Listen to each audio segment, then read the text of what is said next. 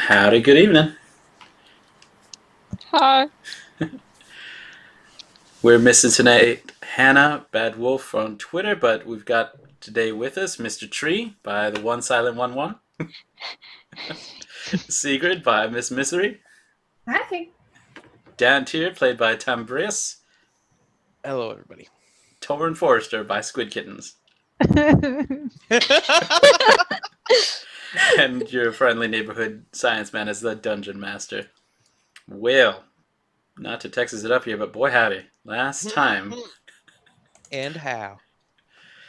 y'all had come to the Falenescu Manor because good old Glovia, friend of the town, fixes everybody up at the hospice. She took her assistant, Serena, probably unwillingly from her parents. The parents were kind of upset, over to her house, and I don't know why. The house looks like a mess, and when you came in through the front door, it seemed also mostly abandoned, mostly dark, some snow piling up on the skylight. Whence you had cleared out a lot of the rooms there on the first floor and were coming all as a group to investigate some stairs, well, that's when the first floor just gave way.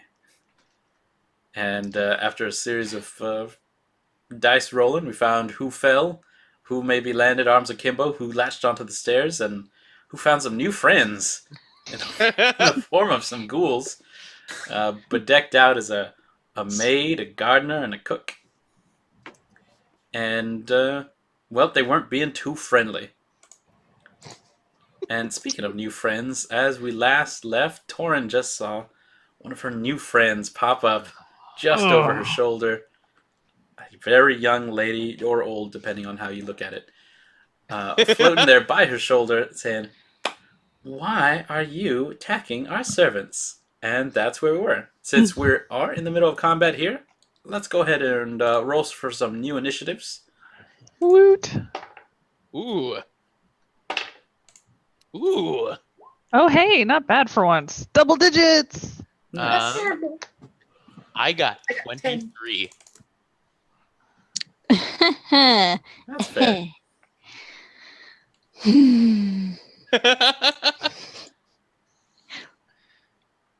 I get the feeling maybe you didn't roll as high.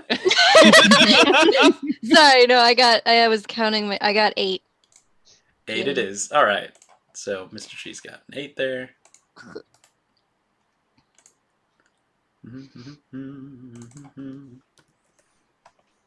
Let's see. How'd Segrid do? I got 10. 10. Alrighty.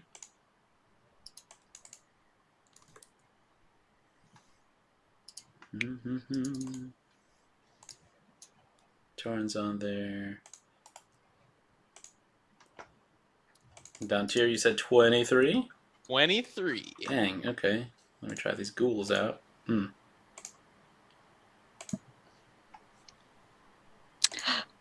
Oh, they're fast movers.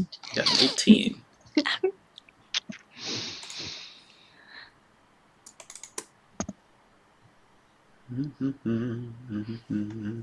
And I'm just going to make all the ghouls move on the same turn. That way I don't have to roll so many times. And for Hannah, who has moved to a far wall here in the basement, we're going to say she's going to stay there and watch the happenings go on. Be a silent partner in some of the other things. Not be hurt, but not gain any contributions to today's session. So that means that everything as described has just happened. You're in a half-flooded basement. It looks like this is from melted snow. The part that is flooded and the part that's unflooded both has a lot of scattered furniture, wardrobes, desks, coffins, of various accoutrements and shiny blinged out items, a couple of chairs, and of course our three friends, the ghouls. Dantiir, how you doing? Great. Okay, so first thing I'm going to do, I'm going to move up, and I am going to attack that guy with my rapier. And that is going to be a 22 to hit. Oh, definitely on these ghouls. That is going to be 9 points of damage. All right. And then, Gosh. for my bonus action, I am going to say that one collapses down from the damage that you've already done as a group Perfect. to this one. So, and then as a bonus action, I am going to become beautiful. I am going to activate Mantle of Inspiration. okay. And so I become absolutely amazingly beautiful.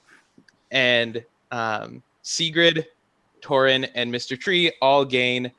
I can see Toren rolling his eyes. It doesn't. Oh, there we go.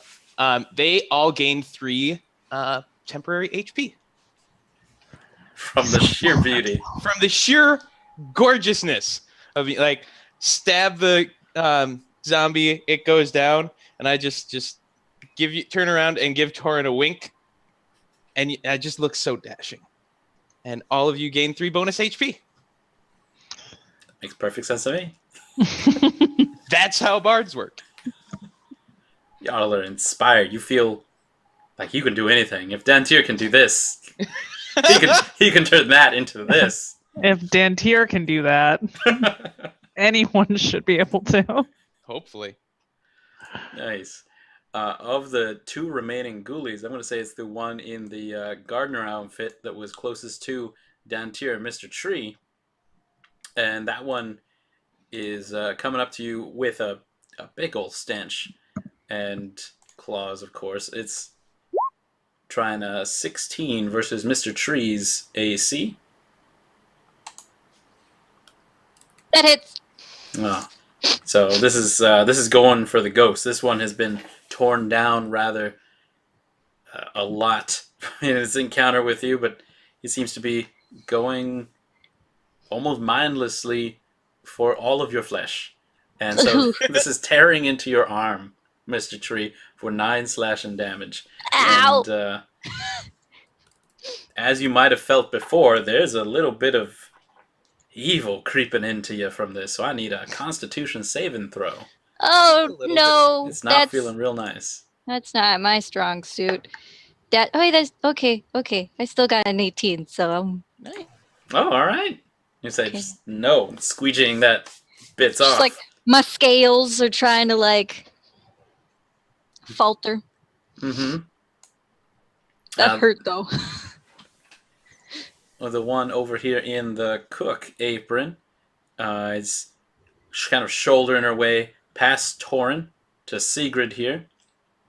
Seems to give a little bit of a spacing between where Isabella is floating near. And not quite looking at her, but almost a shudder passes over. But to where Segrid is, that's where it reaches out and tries to grab hold onto your waist, Segrid, and just chomp down onto your side with a bite. At 19 versus your AC. Hits. All right, that is 8 teeth. It doesn't have a lot of teeth left, but 8 teeth pierce right onto the side of where. Are you wearing hide armor? I'm wearing a. I had it here a second ago. I was just looking. Chain shirt. Oh, there you go. It just bites down. This is like the cold from the outside, but getting a little bit of in. So there's a little bit of blood coming out here. 8 damage to you. The other one, of course, is no longer moving on the ground. This one's the one that seemed to be in a maid outfit, and there's a bit of sludge coming out the bottom now. Toren, you've got a ghost girl next to you and a ghoulie type in front. Gross. She is absolutely turned and is floating upside down, and her hair is falling down now. And she's got her hands just like... Pointedly not make eye contact or look at her. She And, does this. and just say, your servants are dead and they need to be put to rest. And then I will cast a word of radiance, which means every creature of my choice within 5 feet of me has to make a Constitution saving throw or take 1d6 radiant damage. Oh my gosh. Okay. And the DC is 13. That's an 11. So 5 points of radiant damage. nice. Okay, this one kind of burns away as this burning radiance erupts from you. You say And- these are within 5 feet of you? Yes. Okay, so directly in front between you and Yep. Segrid. That one's out. Alrighty. And then I am going to move far away from Creepy Girl and get in range to help Mr. Tree out. And that's my turn. He's just being clawed, that's all. That's it. Yeah. Just scales are glittering the floor right now. Mhm. Sigrid, the little girl still floating upside down, comes up to you and says like, "Hi, I'm Isabella." She's still Can I upside respond? Go away, child. down. I was gonna say it's like it looks like she's smiling, but it's actually she's just upside down. So it's a frown, and so you're silly. What's that? And then goes over to Mr. Tree. Sigrid, it's your turn. All right. Can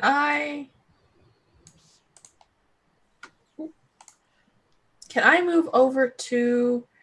Yeah, I think I have enough movement to get over to where the other ghouly thing is, right? Mm-hmm. I was in D&D. You can do whatever you want. All right. Actually, I meant to ask about hit points. I currently have 7. Well, I had 17, and I got hit for 10 damage, but I have 10 temporary. Do I take it out of the main hit points or the temporary hit points? Definitely the temporary ones first. Okay. Okay. Perfect. Thank you, guys. Mhm. Okay. So, I am going to take a slash at that ghouly thing with my longsword. Oh no. Will his coveralls protect him? Not against 21, I think. That's... Yay! There's a lot of like ghoul bits, and now the source of some of the smell is evident. There's like rotted soil and plants, some earthworms in there. So there's been a lot of decay that's been going on here, and it's definitely released with this. And then that last ghoul absolutely falls to pieces.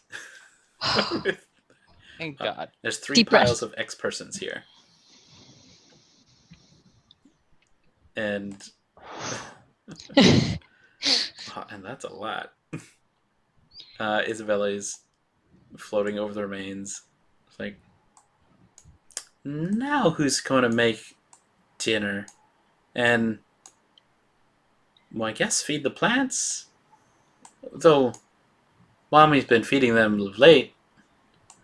Oh well. Where you all here to is play with your me? Mother? Oh, Mommy's upstairs.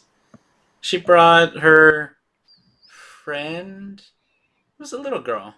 She had black hair like this. And she pulls her hair together in a braid, like a braid. She pulls it together so that it's a ponytail back behind her head. They were doing something. It was boring. There were bowls. And while she's talking about this, she's like looking up at the ceiling and floating backwards because she's still holding her hair. And she absolutely goes through the wall in the next room. And you lose sight of her, and she's still talking. You guys are now out of initiative. You can do what you like. Mr. Tree, you've got some wounds, but you seem okay. Yeah. How does everyone look? Not that I think look beautiful. I'm badly bleeding. Okay. Just like, I don't think I have any herbs with me. I didn't stock up on anything before I came here. I am. But I can heal myself. I can give myself a good pep talk with a healing word,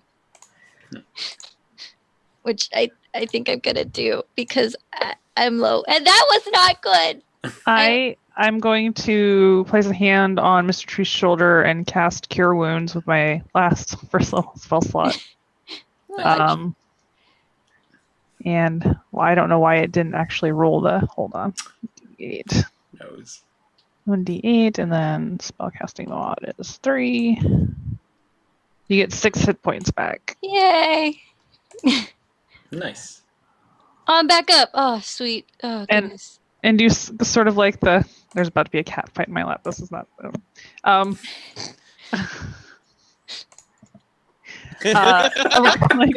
the encouraging pat on the shoulder, casting Cure Wounds, and just follow the creepy child because there's a not creepy child at the end of wherever that creepy child is going. Truth. I'm gonna follow my brother. Question though, the stairs that I had seen leading down to here, are they in the direction that we are headed? They are, and I don't have it marked on the map, or I can real quick. But there is another set of stairs close to the wall where Hannah is. So there's no stairs leading further down, but there are a set of stairs that go up from here. Okay. And so that would, you're in the basement. You can look up and literally see the first floor above you, and a little bit further you can get to the second floor. Also, there's like a balcony going around. Yeah, I'll follow my brother then. As long as we're headed in the direction that the stairs that I know were there are, I will totally follow right behind. Oh yeah, definitely. So there's the door over there on this half side of the basement, and you can see like a kind of a workroom. This is where the floor is a little more of the cement. And when you make your way over here, there's actually a couple of doors here. 2 on the north side of the hall, another one directly ahead of you on the west, and then what look like smaller room doors all on the south side of you. They look like the kind of doors that they don't have like a window at the top of it, but they do have, it's just small.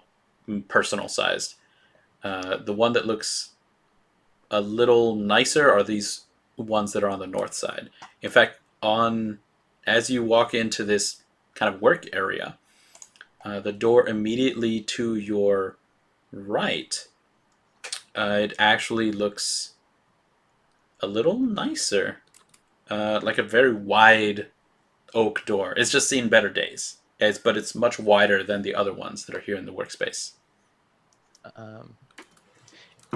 I want to listen at the door and see if this sounds like where the child went through. Oh, one of the small doors, or the nicest looking big door.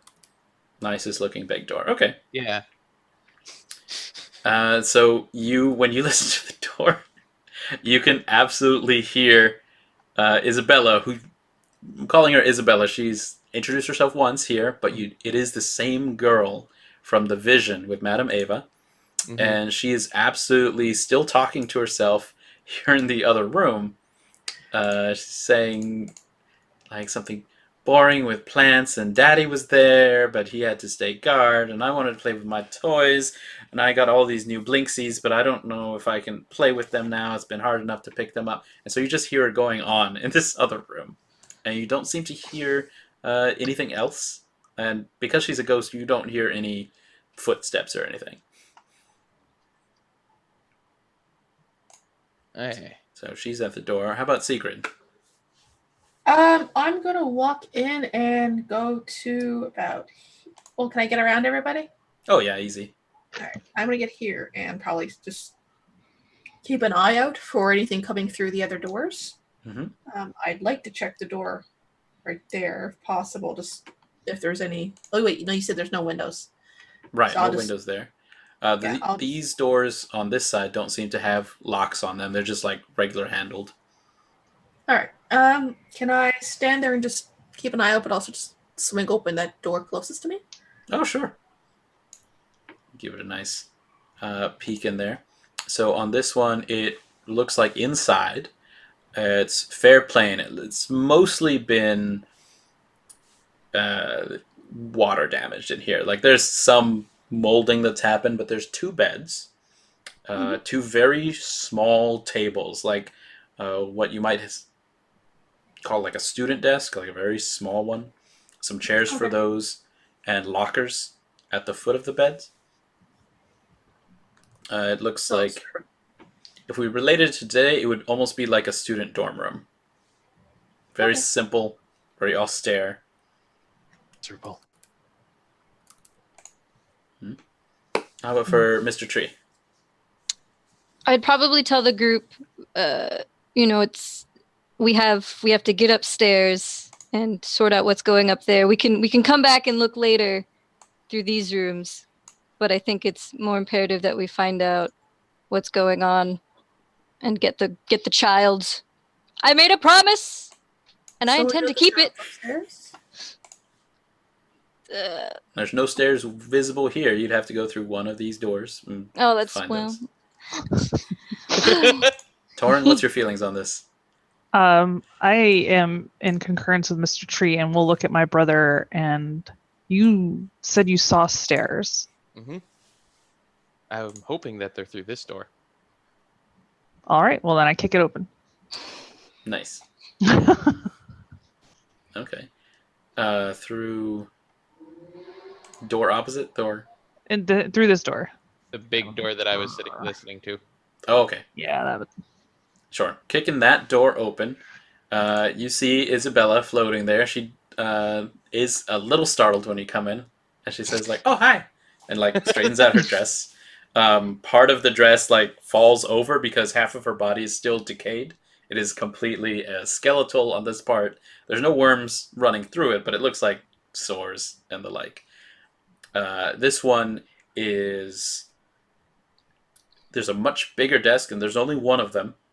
The bed is not exactly a 4-poster type, but it does have a headboard. And the locker at the base of it is almost like a full chest. Not a rounded top, but like a very nice one. But no stairs? There's No stairs. This looked like it was somebody else's room, just with nice amenities. Look at Isabella again. And Hey, did Jacob say you could come into his room? I haven't seen Jacob today. Did you see Jacob today? who is Jacob? Why, he's our butler. You know, No. big man, nice suit, kind of wide. No, I'm sorry. I would like to ask your assistance, however, if you would be so kind. I don't have a sister. No, assistance. Help. Aid. Oh, I've got that. And then she will flip into the trunk at the end of the bed. And like she is bodily left and is inside this trunk. And then from inside of the trunk you hear like a knock. Like just from the inside. Who is there? And there's like and then another knock. I will go. I hate this so much. I will go open the trunk slowly. And as you open it up, a hand, little fingers pop up on the side of the box. And then it's kicked open, and there is Isabella, but she has discorporated herself, so like there's little arms on this side and legs on the other. And it's like a Lego set, but like made of girl. And you don't have to do another horror check because you've seen it, but everybody else who's there, please do a Constitution saving throw. Constitution? Yes. Oh no, sorry, Charisma saving throw. Okay. For a horror check. 18. 12. 11. 11, okay. Oh no. Dantiir? 18. All right. Dantiir, you think that looks pretty good. Nice effects. Mm-hmm. Segrid, you're not horrified, but what would Sigrid's impression be? Just stunned silence, probably just. Mr. Tree, you are horrified, so It's a It's a child. Anything with children and Mr. Tree do not go well now. You've seen this before. This is It terrible. doesn't end well. All right, and so Mr. Tree, you are compelled to run out of the room, and you do need to hide yourself in a spot as far away as possible. So I'm going to have you pick another door, and you get to open it. Okay, I will go to just the far last one then. Fair, okay. So you go in there. There's a very old bed, and then another one that's collapsed. So I'm going to say that you are hiding now underneath the collapsed bed. That's hard to do because I'm very big. But Oh yeah, like the mattress is not even covering you at this point. The bed is you're kind just- of lifted off the ground. Yeah, you have lifted that mattress bodily and like put it over your head. It's a twin size. It's bad. oh man. But Isabella is now smiling up at all of you and says like, "I found the aids," and she holds up a healing kit, and she has like a bandage that has a bit of cotton in the middle of it. Oh no. It's like, I found some. You did ask for aid. Thank you, I think. Where's Uh, who needs Is it? Where's child, where is your mother? Your mommy? We would really like to talk to her. Yes, and maybe afterwards we will play with you. But where is your mommy? she's excited at half of that statement. It's like, do you promise? Do you promise that we'll play? We can go to my playroom. We'll play with the toys. Well, I cannot make promises, but I will say I will try very hard to be able to play with you after. She scrunches up I her will do face. my best. Like, well, does anybody have anything else they can kind of offer her here? Oh my gosh. As long as everything works out fine, we will definitely play with you. And she goes over to Dantiir and she holds out her pinky. This is an Pinky. ancient Barovian custom. Yep.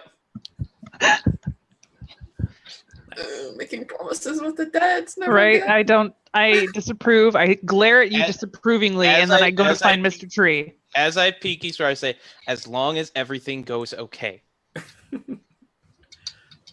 All right, and so you've got a pinky promise with Isabella. Yep. She says, like, Mommy's upstairs. We can go. And she starts going up through the floor. And you can see, We like, can't. her legs through this first floor. Then Can she I flips. try and reach and grab? Go through her. Yeah. It's like, oh, yeah, we probably have to take the stairs. We can go up through Daddy's smoke room or the library. Oh, if we go to the library, oh, you can. Oh, and then she gets like a dark look over her face. It's like, oh, I'm not What? supposed to go there Why not? because I lost my daddy's keys.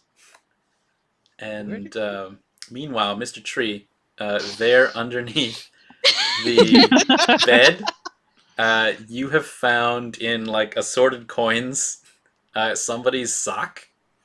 And inside of this sock, you have found about 10 gold. Heck yeah. And banks. And a very, very old vial with it's like somebody, it's like foo juice. Like we got some perfume in here. Oh. It's red. It's in the bottle. It looks like it's still probably good. It's been sealed.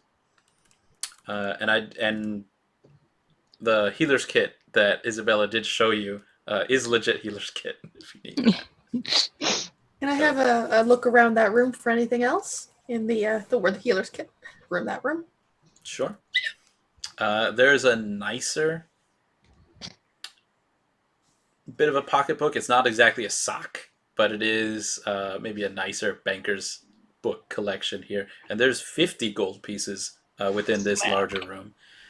So where Mr. Tree has found himself, definitely servant's pay. And where the rest of you found yourselves, definitely maybe more like head butler. I'm walking down the hallway going, Tree, Just like I'll just casually just like, I got a sock. We're good. Just ignore that. It's fine. It was a lapse in. Yeah, it's just a lapse. No, I understand the child is terrifying, Oh, okay. but she does have information that will help us get to the less terrifying child. Sounds good. I'm here now. Everything is all right. Okay. So back in the other room, Dantiir and Segrid, Isabella has been, her eyes are almost welling up with ethereal tears. She's told you the tale of how she was playing with her daddy's, she calls it his special box that he used to make her toys move. And that there's a key that turns it on, and that she was playing with it, and then she got surprised when the servants were coming in, and she dropped it. And when she went back to get it to put it back in the workshop, that she couldn't find the key that turns it on. So that's been. Was that from our vision? You definitely remember her toys from her vision, and she did say that in the vision that there were some that moved. You don't have a key from the vision. Question for you, Isabella. Where is the workshop in relation to this floor? Like, is it above the room we were just in?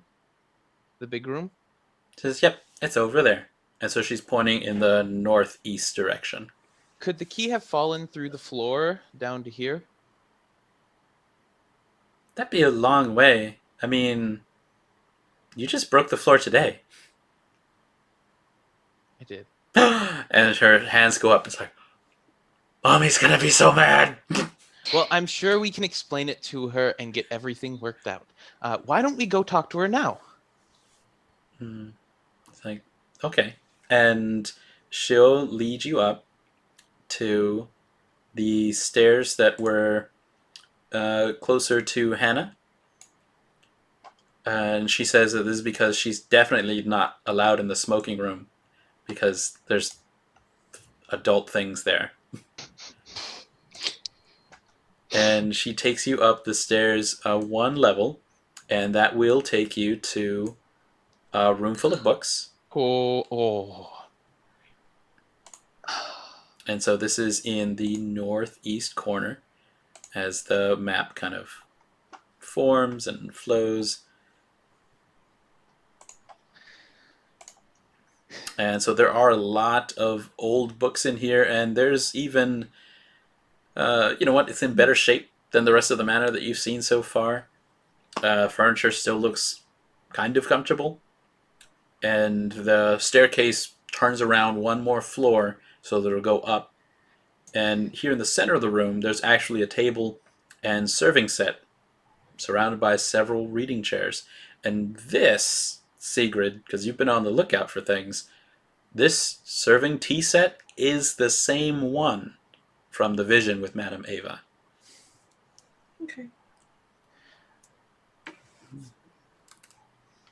As we're traveling through this, Dantiir's going to be eyeing the books and seeing if any of them jump out as being something really cool or really special or something like that.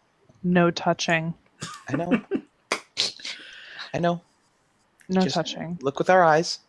Okay, most of the titles that Dantiir sees focus heavily on anatomy, physiology, lots of books on mechanics, physics, engineering.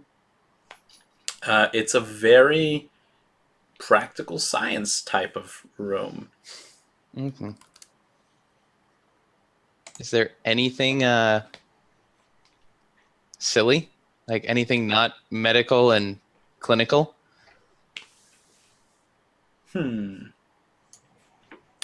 There is a... Like, looking it over, it looks mostly that. Like, if you ever seen where you can buy books by the foot and they all have leatherback and the Reader's Digests, collections, editions, most of those are all there. There is in one corner. It looks like somebody has wedged a book on a lower shelf, and it has a flowing red ribbon, though it's mostly old mauve at this point, and it looks like a well-worn cover. And on the side of it, it says Strahd Tales. And it just looks like it has been shoved in here a little haphazardly, because there's definitely like a series of encyclopedia sets, and this is between L and M. I'm going to try and stealthily, without my brother noticing. I'm gonna grab him by the scruff of the neck. You have to see me doing it first. You can do a stealth check. So that was a name I recognize. So that is going to be a 21. Nope. Toren, what's your passive perception? Oh, my passive perception's only 13. Oh, okay. And I only rolled a 9, so no way. I'm too busy watching Mr. Tree because I'm worried about how he's gonna react. I have to look Sure. around the room as well. Just looking for maybe weapons or anything of interest or possible attack routes. Fair. But yeah, I'll pocket that for later reading. Okay. No one will notice as Dantiir reaches down and pulls out what looks to be, now that you pull it out, and just very quickly on the cover, there is a picture of an eagle on it, but it is a stylized one, wherein the eagle almost looks like two hands put together.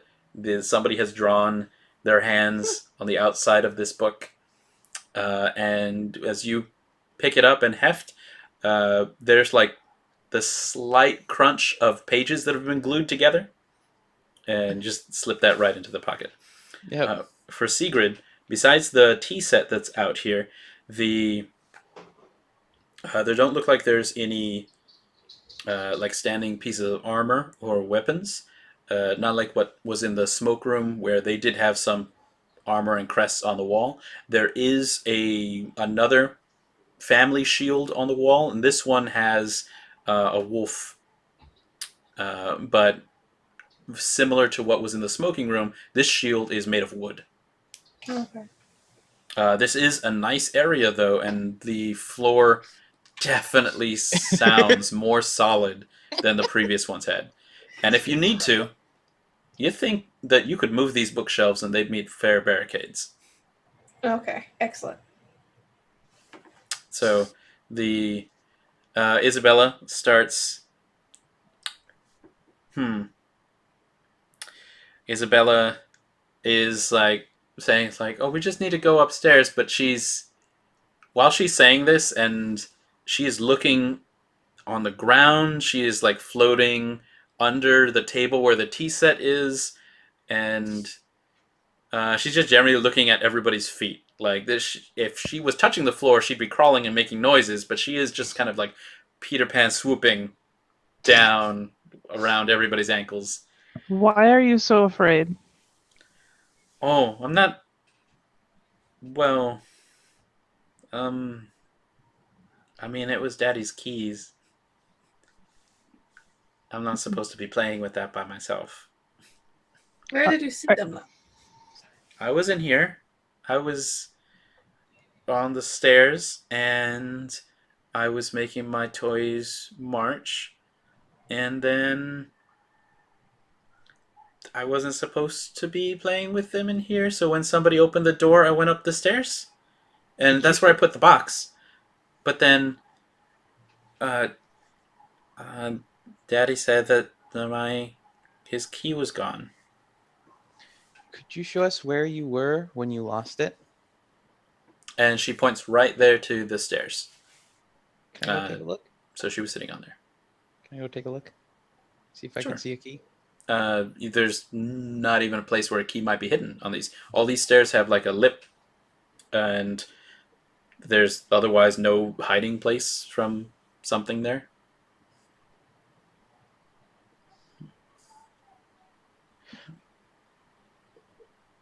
This is all well and good, but we can treasure hunt later. We can help you Kendrick. find it later. we will play and help you look for it too. She says, I guess so. I mean, we can still make the toys move even without them, as long as we just, like, give them a good wind-up, I guess? They're Blinksy toys, and my daddy put TikToks in them so that they can move, and they're really cool. Oh, we're gonna go up to Daddy's workshop, you can see. And she'll, like, completely snap out of the melancholy and just float right up the stairs onto the next floor. Cool. I will go last. I'll go first. Should we Okay. follow her though? She's going to the father's workshop, but when we were downstairs, we heard a lot of stuff right above us. That's true. And we are on the first floor still. So You we are on will the first go floor, up yes. At least one more floor. Oh, I'm sorry. I thought we Yep. got up another floor. Okay. I think this is one of the doors ways we didn't explore. Yeah, that's right. Okay.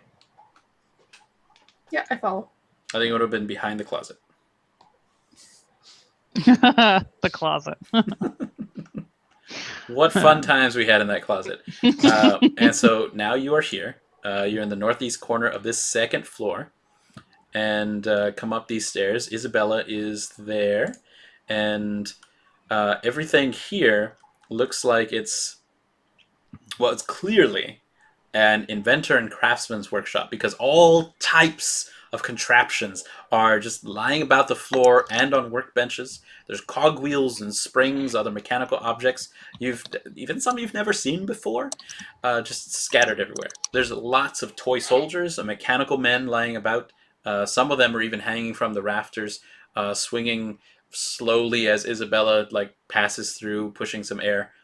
And it's probably just the mechanics that make their eyes follow your movements around the room. There's a couple of human and larger sized mechanical arms. Some look like they've got weapon modifications on them. Is she heading in a specific direction? Like away through a door or something? Or is she just hanging around in the workshop right now? Oh no, she was just waiting on you. Okay. I want to take a look at the mechanical arms We have a child to assist. in passing. She says, I don't have Not sisters. in detail. Well, you're Not pick it up and examine it, but as we're heading through, I want to take a look at it and does anyone have any rope I can just tie to him and then just drag him You're along? way in the I back. have rope in my kit. I have rope too. Enable But no, as we're following her towards it, I just I want to take a quick glance at the arms. Mm-hmm.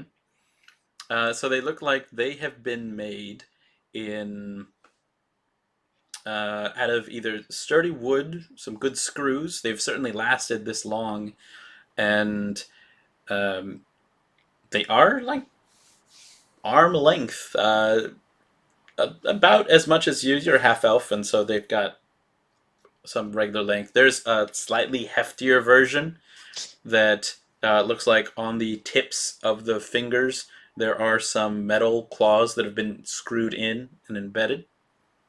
The other parts here, on a... there's a lot of notes on this workbench that are kind of scattered around. They look like they're instructions for using some sort of remote. And there is, as you find it, and as Isabella points, there is a small, keenly polished wood box with a central fist-sized brass handle. It has one button on each side, and there is a single keyhole on the front, right below the handle. Otherwise, on the corners, it's accented in brass, and it's got these other parts of glass and colored crystal.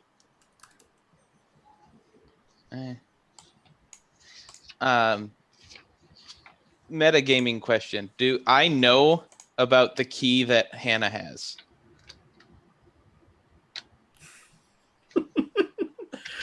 Yeah, Yeah, let's say because she had to share out some of the reward that she got from Eh. the were raven that she got. Eh. So she would have Are said you sure that. she did? Yeah, She probably wouldn't. she probably have. wouldn't have. Yeah. Um, Amy has played Hannah in a game of mine, and I can tell you, as her DM, she would not have shared anything she wasn't forced to. For the sake of now, she has been forced to. Hannah, is it Okay. all right? Hannah's in the corner and saying okay. So she does very. it look like the key would fit in this? There is one way to find out. Oh no! Later. Okay. There is Okay. a small child. Yep.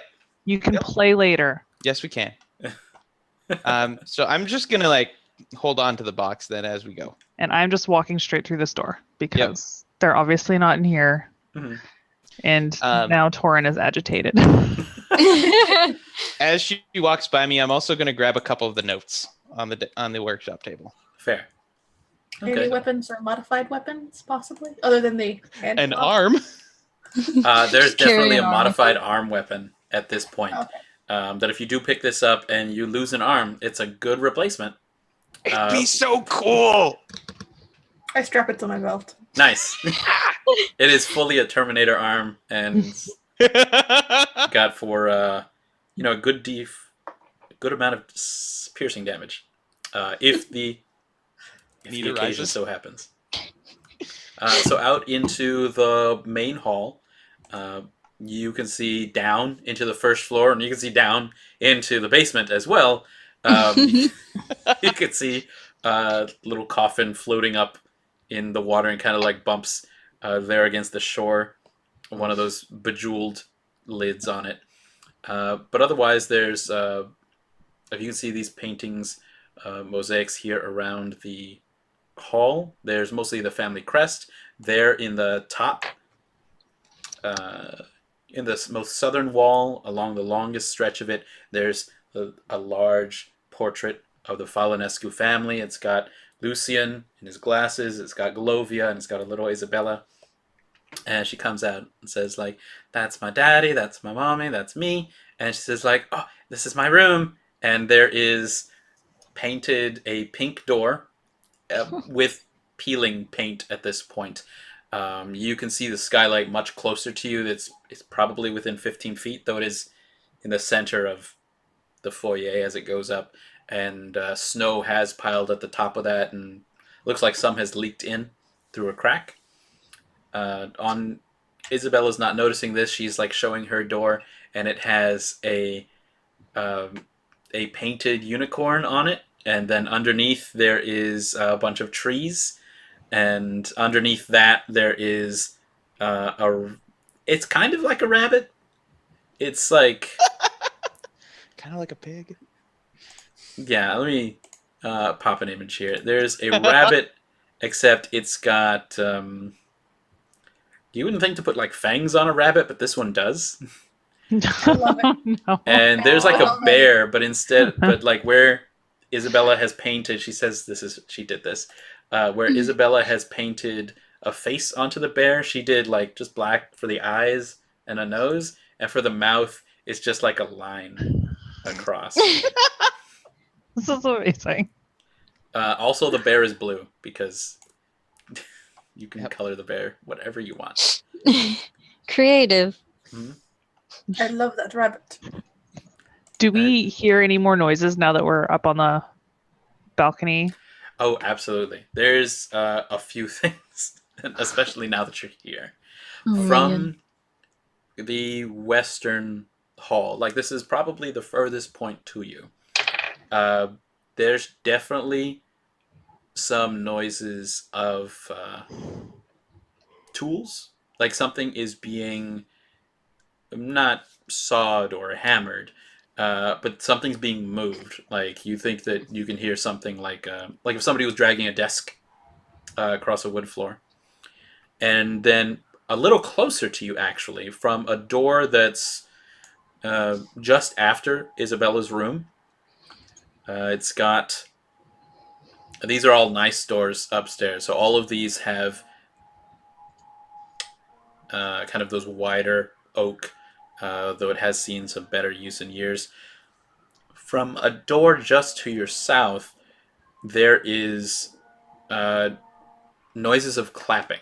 Like, it's very soft, like somebody's doing it, or several people are doing it with maybe gloves, or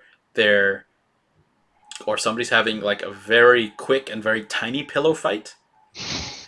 But it's coming from that closer room, and then after just listening for just a few seconds, kind of Toren's getting the surroundings, you all can hear one, "Ugh!" and that's coming from the closer room. To the Yep. Can I go to that door and kick it down? Yeah, Segrid, do it. Weird. Kick down the door. All right. It's our signature move. Yeah. Whoa. Hello, we are the door kickers. The door kickers. Don't invite us anywhere. Invite us everywhere. It's a strength check? No, the door turns out to be open, actually. Oh. So there's no lock on this one, because this is the theater. There's red cloth lining all the walls. There's lots of rows of chairs that are lining the length of the room, and each one contains a puppet or a doll. And a small stage has been erected on the southeast corner of the room, and Isabella zooms in, and she sits in the front row, and she's now clapping her hands, and the puppets and the dolls are all also clapping their hands Oh, that's not at the same terrifying. time. And the curtains are pulled back, and a man, unconscious or dead, you're not sure, hangs limply from many strings that have hooks into his skin in several places. And he's mimicking just a very macabre marionette. And he's got these small bleeding wounds all over his body, and the blood, now that the curtains have been peeled away, is pooling on the stage under him. Snap. And you all can see that the strings are being manipulated by Tory soldiers at the back of the stage who are just tugging on the strands to make the man do a very eerie dance. Do And you all... recognize the guy? Let's see. Okay. And Isabella seems to be laughing. The toys are shuddering as if they are having a good time.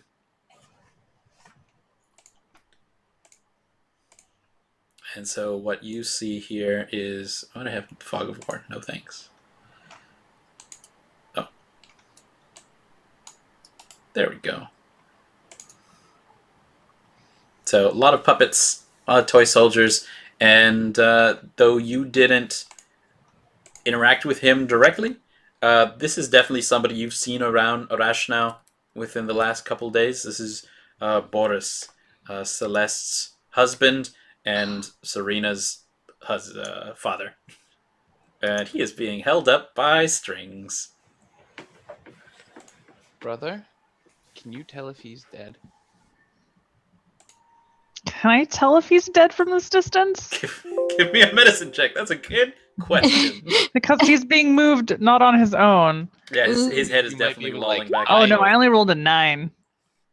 You think that you would need to get closer to tell, but probably he needs more of that blood inside than outside. Mm.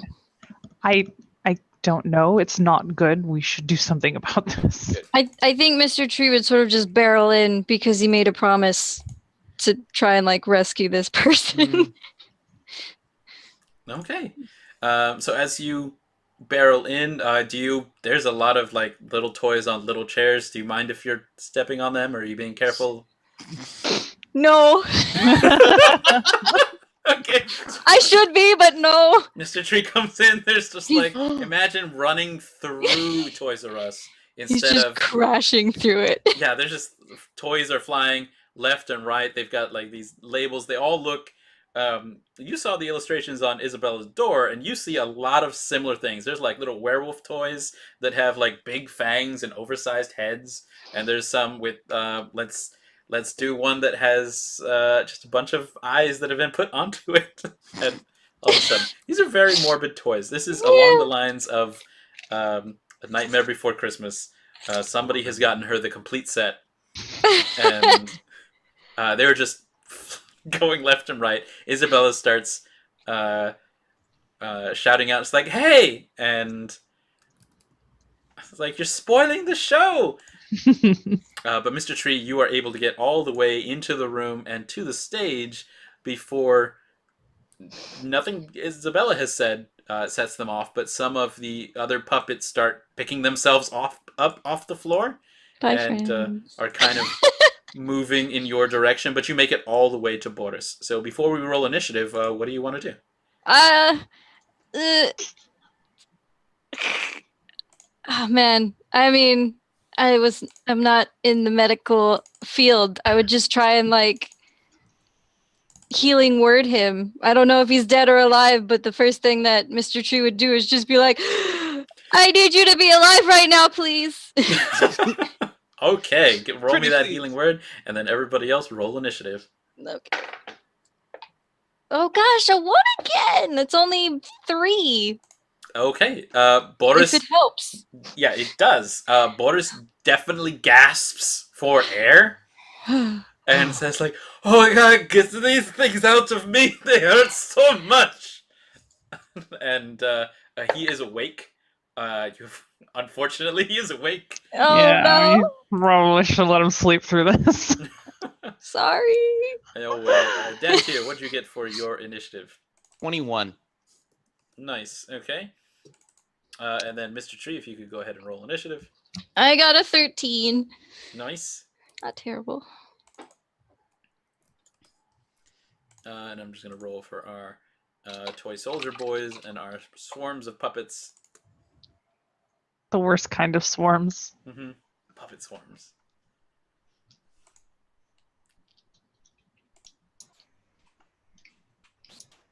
Oh no.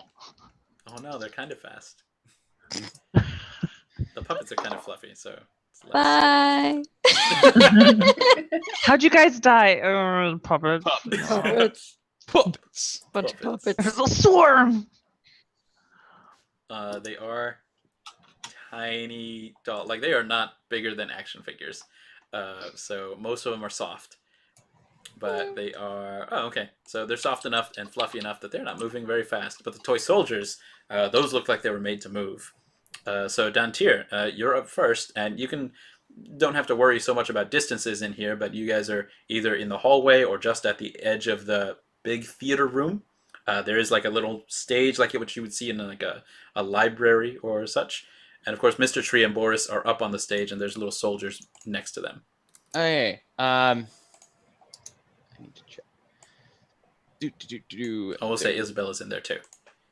I am going to move so that I can get 50 feet or 60 feet and have both Boris and Mr. Tree in my, bubble. Okay. I'm going to become beautiful again. Oh man. So everybody, let's see. I am going to give, there it is, both of them, and then Segrid is closest to me. Mm-hmm. So you get another 3 temporary HP. Okay. So these are refreshing from the last ones. They don't Yep. cover on those. They don't stack. And then I'm going to take out my fiddle, and I'm going to cast Dissonant Whispers on as a 2nd level spell on one of the swarms. Okay. So it needs to make a Wisdom saving throw. Oh dang. Okay. They're not known for being super wise, though. Oh, definitely not. So all the puppets are kind of listening up at this music, and they get kind of woozy.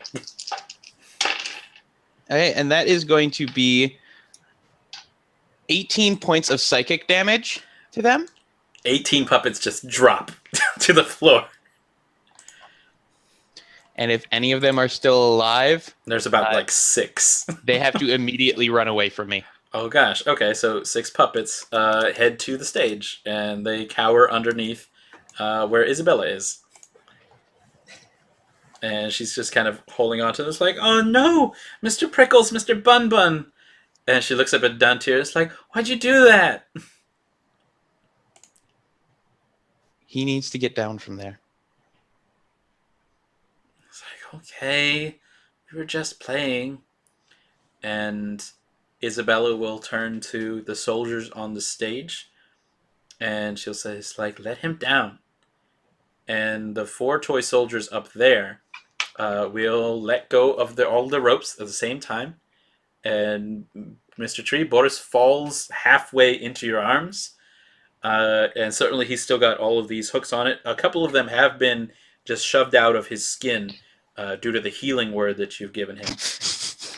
The other ones, they're not like fish hooks. They look like they're more like sewing hooks, so they kind of can go in and go out. Surgical hooks, I'm sorry. So they look like they can go in and out a little easier. And Mr. Tree Boris will kind of turn to look like, you are from the village. You brought in the wolf skins and the rest. Have you come to help my daughter? She's in here somewhere.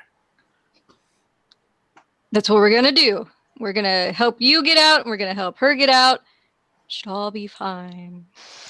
Let's see, Dantiir, at your feet, there is a toy soldier who starts like poking at you with his tiny sword. I'm going to treat it like a dagger. Okay. So it is an 8. I think he's like getting at your boot. Kick him away. It slams against the wall. All right. Toren, your turn.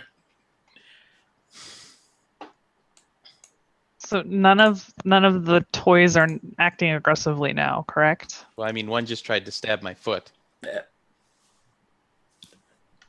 None of them are acting aggressively, correct? Who doesn't try to stab Dantiir every so often? True. It looks like they have either taken a direct stance, like they're not moving towards you anymore now that Isabella has had to let Boris down, and the other ones that were hurt by Dantir's attack, they are kind of huddling underneath her, and she's holding on to a stuffed version of the blue skin bear and the rabbit. Okay. Bring him out quickly, and we will secure the door behind us. Who are you talking to? To everyone in the room. I'm like looking at Mr. Tree. Just bring him out quickly. Nice. Mr. Tree, it is your turn. Okay, I'm gonna haphazardly try and I can carry him. I'm pretty strong. Yeah, I'm You pretty are. strong. And so I'm just gonna be like, okay, but this time I'll try and be a little bit more gentle with the toys. Just like, sorry about earlier. Okay. There's like one squeaks, whee! Because you like depress one of them. But then it pops back up after you get off. Well, that's fine. And you're able to get him over and across. Okay. And Dantiir, I think you're watching on all of them. Mhm. Make sure they don't make any moves on this part. The puppets kind of like get back over to their seats as if they're waiting for the next show to start. And Isabella tells the toy soldiers, like, you boys clean those up. It's like, I'm going to go talk with my friends over here. And she goes to near where Dantiir is and follows to where Mr. Tree is gone out. It's like, it was just some fun, but I we have the Band-Aids, don't we? Won't they make him feel better? And she's looking up, and these are kind of like the eyes of a child who doesn't quite understand. Because every time that she got hurt, somebody put a bandage on her. She felt okay. Segrid, how are you? What are you up to? I'll look at the kid and say, the bandages will help, but we don't have enough. But they will help. and I'll start looking for a door where there's some more noise or something. Okay. That would be over to the west. Like, there's still the sound of like furniture being moved. And Isabella kind of perks up when you said that you might be able to help him with more bandages. Like, oh, I know where we can get some. In my mommy's office, she always. And then she screams. And it is the scream of somebody whose like foot has been just slammed into a door. This is like a blood curdling scream, and all of the toy soldiers and the puppets, they all hold their tiny hands up to their ears, and they're raising their mouths as if they were also, if they were capable of, they would be screaming. But Isabella's now screaming words now. She says, "It hurts! It hurts, Mommy! It hurts!" And then she screams one last time, and she is pulled. This is definitely not as she floated nonchalantly before, but her body looks like it is yanked from around the waist, and it is pulled across the room and the hall and into another room beyond, and then of course you can't see her as she goes past that wall, but her scream is continuing, and through the skylight, Segrid, you can see that though it has been snowing all this night, there is now, after this scream, a peal of thunder, and there is some flashes of lightning in this snow cloud now. And for all of you, the noises of furniture being moved is no longer happening, but Isabella's screams are now the background noise. And so I'll keep you in initiative. Dantiir, what are you doing? I am going to... Did I see her go? Yeah, you would have seen her go up, start talking, and then scream, and then whoo, that way. I am going to move to the door, into closest to the room that she went into. I'm going to open it up. Okay. In this room, as you open it up, and there's not a lock on this one, there is... So this one's... There's kind of a smell that comes out of it. It's definitely a large room. Mm-hmm. And if it had been anything else before, if this was a bedroom or a study, all that furniture has been moved out. Because in this room, there are only bodies and body parts. In fact, there are 5 large tables with bodies in various states of autopsy or assembly. It's difficult to tell which, because body parts have been combined and stitched together, creating these massive, hulking cadavers. Some of them, that Segrid will note, with mechanical parts attached, using horrific procedures. And the other tables around the room are like workbenches. They hold all manner of various body parts, vial, reagents, and surgical instruments. The only other things about are some more anatomy books, diagrams, and notes. And next to the door on the west side, there is an alchemy stand, because I call it that because there are various glass bottles with concoctions within them. I'm going to illustrate that here on our map by... I'm going to make some colored glasses there. Nice. Of various liquids. There is a door at the far end of this room and a door on the east end of this room, and then 2 windows. Okay. So I can get into the room with my movement. Yeah, no problem. The body room. Does it look like she went through one of the 2 doors? Would I be able to suppose or assume which way she would have went? The direction she was moving was definitely west. That if way? She's and her screams are still coming from that direction. Okay. I'm going to head towards it. I'm going to try to stay away from the creepy cadavers. Fair. So I'll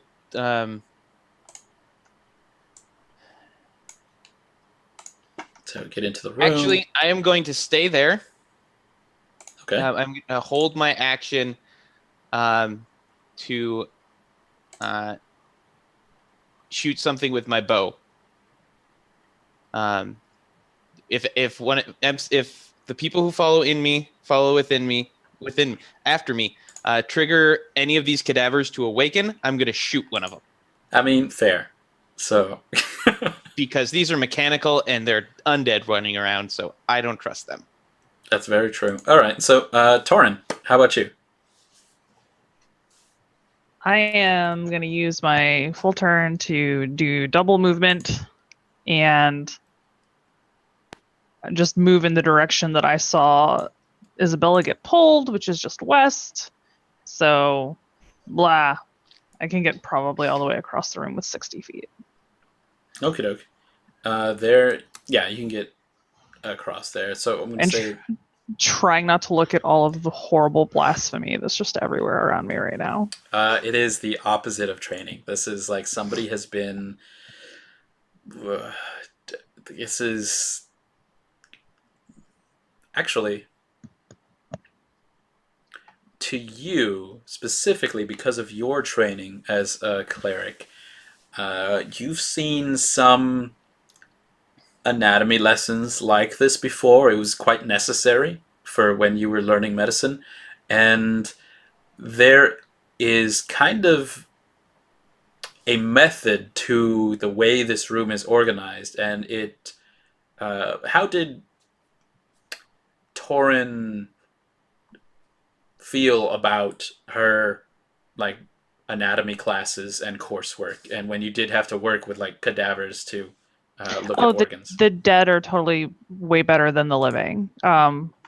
Always do reverence, never fickle, never, always respectful, but the dead don't bother her. Oh, good. Okay. So as you're going through this room, like, you do notice the kind of research aspect to this. Like, of the 5 bodies that are on the tables, it looks like they, to you, were in various stages of experiment. The way that their skin has been cut, it's not in a flaying, and the way that their muscles have been attached over sections of mechanical limbs, it's definitely some that has been theorized as people with prosthetics. You've never seen anything this complex attached to a body, but probably because it would be tremendous pain if one attached this to a living person in such a way. And there is definitely... the way that you've seen this before is... you can't put your finger on it, but if you had to...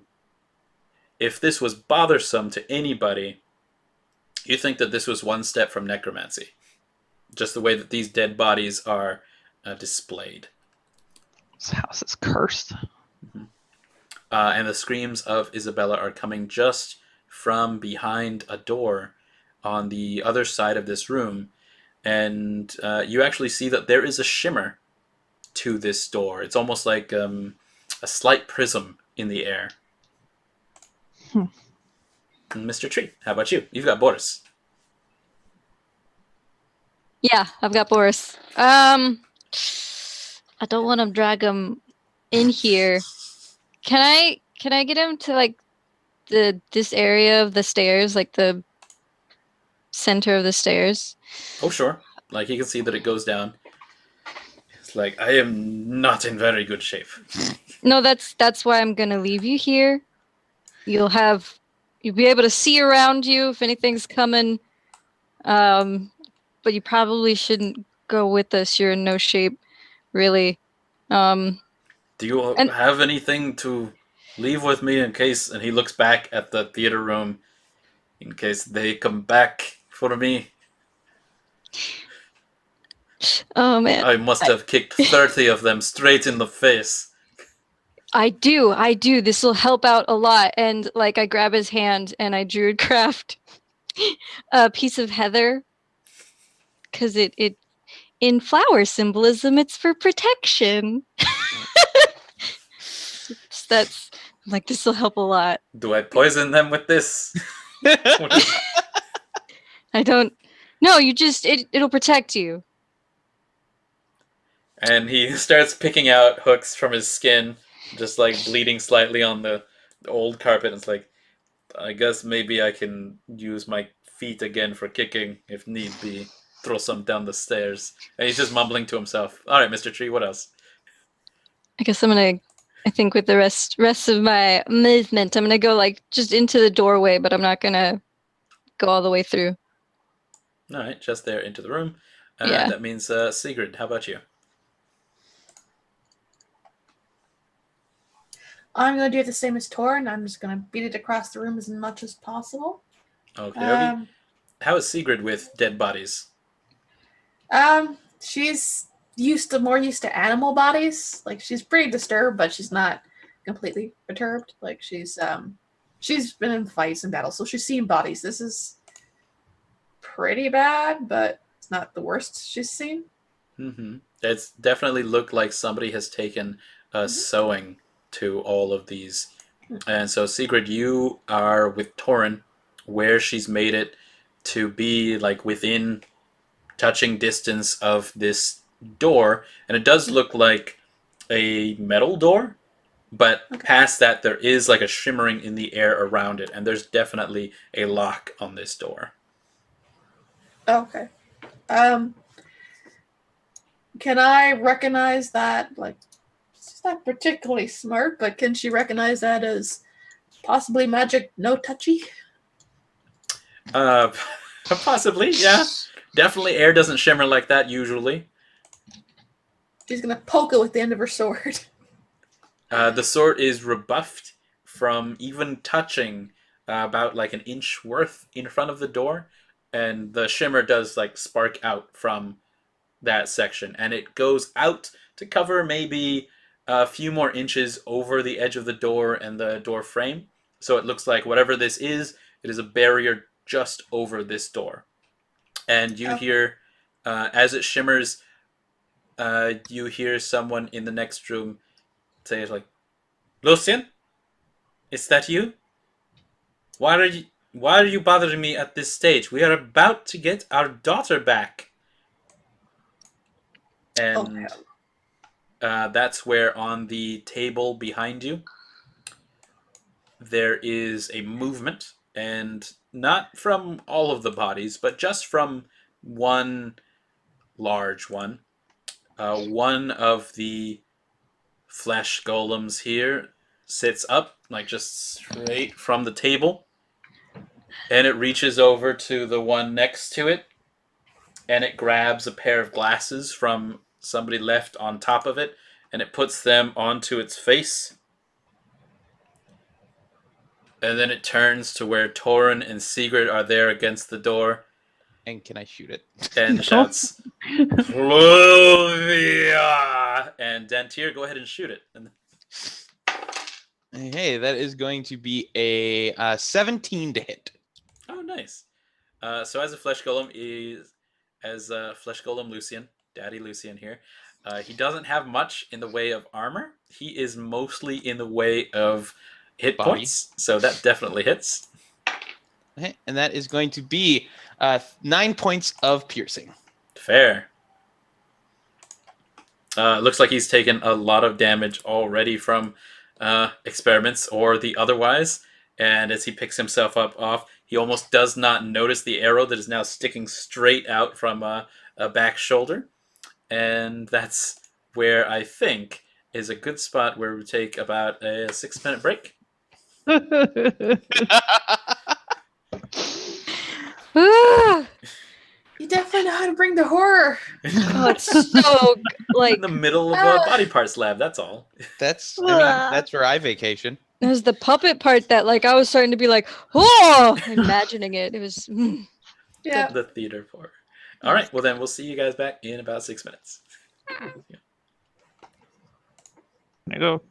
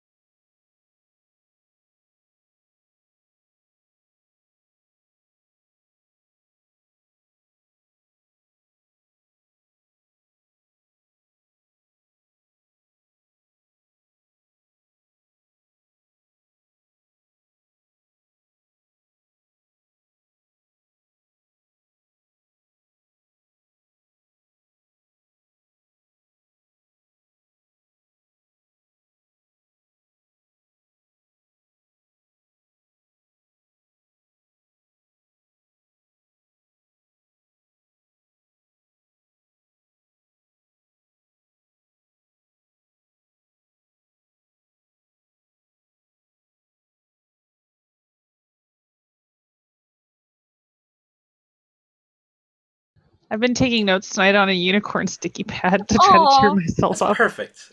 I mean, it is thematically just like spot on.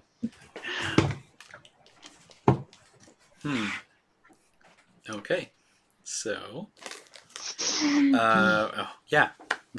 A flesh golem, Lucian Falinescu, wearing, of course, dad glasses, has just arisen from one of the tables there. The other four bodies seem to be still at the moment. And he's called out his wife's name from the where you, Toren, and Segrid are just at the doorway of. And Dantiir, let's see, it's your turn. It is. I'm gonna move up to him. Actually, yeah, I'm gonna pull out my rapier and attack him. Move up to him and attack him. And you already just shot him with a round, but okay, let's do this. Hey, that is going to be a 16. To Okay. hit. Which I think So with your rapier, that slashes across him, Mhm. and from whence you had seen, it dug in, and it definitely did cut into flesh. There's not really much blood dripping from this, and you think that you dug in so deep that you absolutely hit some kind of bone. Though it did make like a kind of that feel when you hit like a metal pipe, and you have not seen anybody kind of walk off with these kind of wounds. But your attack here has cut into Lucian the Flesh Golem and not stopped him in any way. No. Like, this is a deep wound, and there is not blood coming out of it. I'm not surprised. And he kind of looks down and says, like,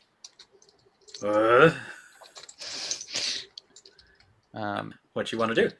Are you okay with being in tight clothes, sir? I will move a little bit away. Alrighty. So So you're close to where, like, the table of alchemical bottles and alembics are, and other flesh golem tables, and then body parts. yeah.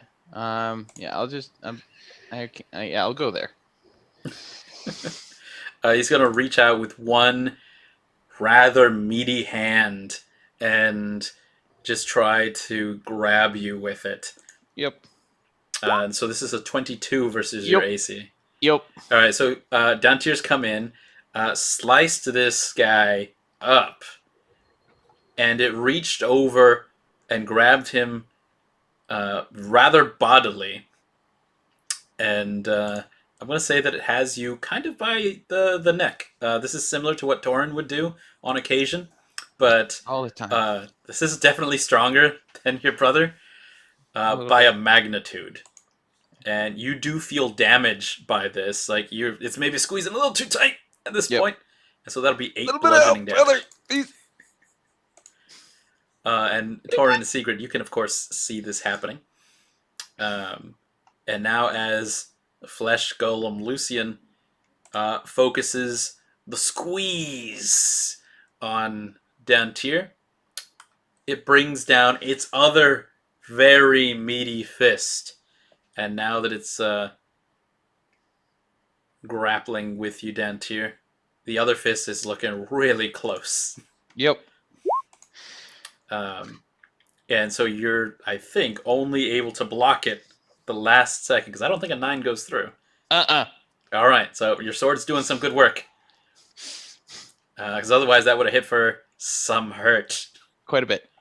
And so, like, a couple of fingers go flying off. And just... also no blood coming from this. Toren, your turn. Somebody's picked up your brother. Some guy wearing glasses. You wouldn't have a guy with glasses, would you? Yeah. It's time to lay down some hurt. So I'm going to cast Spiritual Weapon. And it's going to manifest itself right around the flesh golem.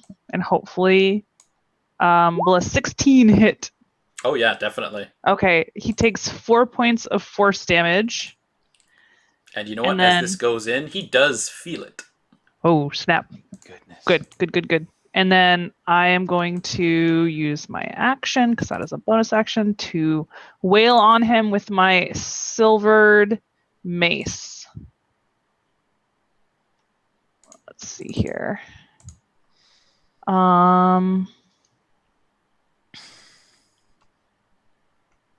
Actually, no. Instead, I'm going to stay back a little bit Mhm. and sacred flame him for my action. Okay. So, Don't hit me. what he needs to make? I really need to do the text on this. A dexterity saving throw. Oh, sure. They're not super great at that. So that's an 11. I don't think he dodges out of the way of that laser finger. No, and he gets 6 points of radiant damage. Oh, dang. Okay. You see this actually singe him, Dantiir. And there's still no blood, but this is definitely something that he has reacted to and actually had to flinch. Okay. Toren, so you're good staying just a little bit away from him and between him and the door. All right, Mr. Yes. Tree, how about you? You're at the entrance of this room. There's a lot of body parts everywhere. And it looks like Dantiir's having a hard time with the big boy. Oh gosh. I got a stick. Is it a magic stick? No, it's just a regular old stick. That's tough. Yeah. So I'm just gonna this is dangerous. But I'm just gonna try and ice knife. It's worked out well for me so far. You only have like one ally nearby. It's fine. Go for it. Yeah, I could ice knife Dantiir, but I've gotta try, so ice knife, I have to roll. Okay. No, I rolled a 2. Okay. Wait, hold on. 2 plus something. No, that's just 2 plus 4. That makes it 6. That does make it 6. I'm going to say that you miss. You also miss Dantiir. And let's say that you even missed Toren. This was a very low roll. And the ice knife does smash against the door lock. Ooh, it says hit or miss, the shard then explodes. Nice. And then the target and each creature within 5 feet must succeed a dexterity saving throw. Okay. I got dex for days. I'll Okay. revise a little bit. Do you want this to explode on the door or on the flesh golem?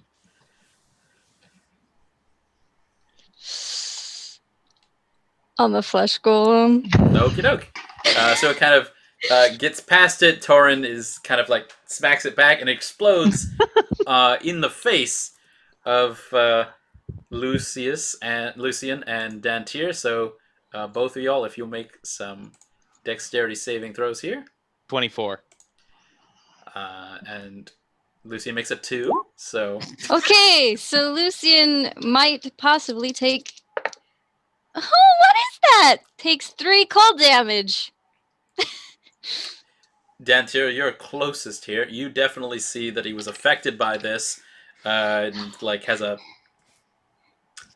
there's like bits of ice chips that are now embedded in his head, and it's making like one of his eyes flicker.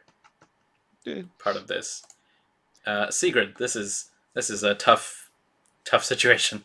You know something's happening in that next room. You know something's definitely happening in this room. All right.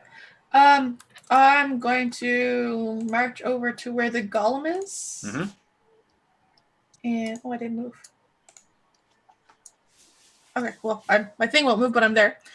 And I'm going to hit him with my longsword. Okay. And I did 13.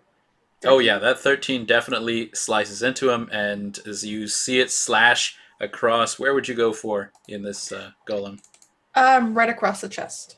Okay, it slices right across the chest. You're pretty sure if it had a beating heart, you'd see it. What you do see is a couple of steel ribs. They're not looking like regular ribs. These look like they have been kind of bolted into place, and there's a couple of screws in there that you have now exposed. But there is a dark and flowing liquid on the inside of here, and it kind of like starts to squeak out. But Lucian has not taken notice and is now pulling out some of the ice shards that were in his eye. and continues to move as if this cut across its chest has made no difference to it. And I'm going to say at this point, Isabella's screams one more time, and then that scream is cut off. And Toren, you can definitely hear from the other room the sound of Glovia's voice and speaking some kinds of incantations. So, Dantiir, what you doing here in the grip of the guest golem? I'm gonna try to get out. You try that wiggle. All right. This will be athletics or acrobatics. Okay, let's see which one gives me the better bonus. Acrobatics, yes. So that'll be 14. Okay. You finesse your way out of this, and that'll be fine action there. You can move wherever you need to be. Okay. Boom. Okay. You can pass over there by Big Brother Toren. Is it Big Brother? Hey. What do you have to say for yourself? Or what have you found? What are your plans? I've got plans, but I need a full action to do it, and I don't have one. So, that is going to be me. Fair. I think this flesh golem is going to stomp over closer to Segrid, who is between Lucian and the door. And this golem is going to look down at the vials of various liquids on this alchemy table nearby. And it is going to pick up one of the green ones. And it's going to try to smash this in Sigrid's face. And so this is... I don't think a 9 hits it. 16. Thank Okay. God. Sigrid, you just but definitely, deftly smack this out of the air. And you see the green bottle smash against one of the other golems nearby. And the skin starts to, like, pucker. There's a definite gel-like substance that's forming on the body where this is splashed. And it just kind of, like, contracts the skin a little bit where that's gone in. And then Lucian roars one more time, Glovia! And is going to hit you attempt to hit you. I don't think a 14 hits either. Nope. There you go. Secret's made of tougher stuff. So, Toren, what are you doing? All right, my spiritual weapon is gonna try to smack him in the back of the head. Mm-hmm. Well, a 19 hit. Oh, definitely. Nice. Awesome. No armor on And this then what is the damage again? I always forget. It's 1d8 plus 3. Let's see. So he will take nice 11 points of radiant damage. Boom. Dang. Or no, sorry, force damage. 11 points of force damage. So this is like this. What color would it be if you had a color? Oh, probably Gray. yeah, like a glowy silver-ish. Okay. So this silvery weapon, and what kind was it? A dagger? Was it? It would probably be a mace like he wields.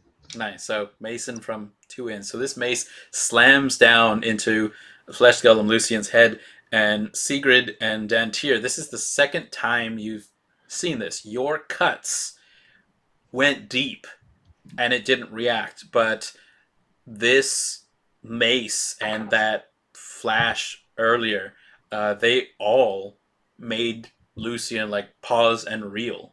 And so it took this to the back of the head. It didn't even seem to go as deep as what your cut had gone, Segrid, but it definitely made him react. And All right, and Toren, then what do you for like to do? my action, I'm going to Sacred Flame him again. So another dexterity. Oh, hold on. Is it an attack? What am I doing? Hold on. It's a dexterity saving throw. Ignore the attack. Sure. So he has a 3 for his dex So he save. takes 6 radiant damage.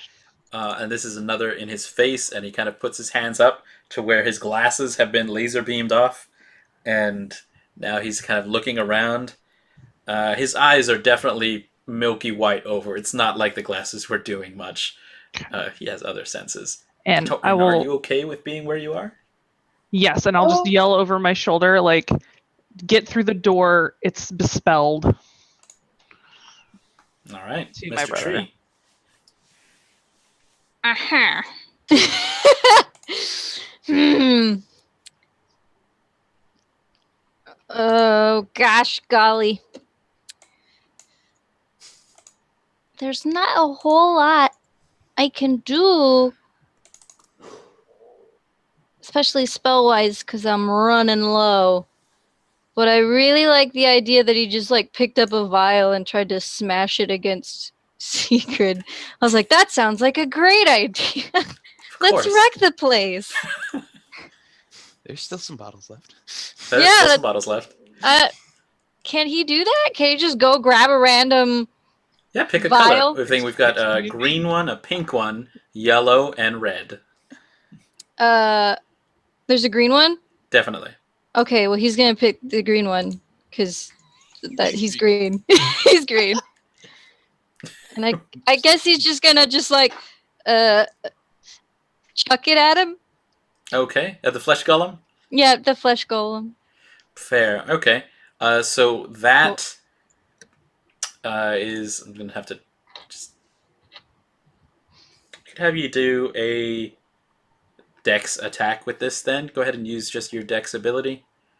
Okay, it's not terrible, but... Okay, 19.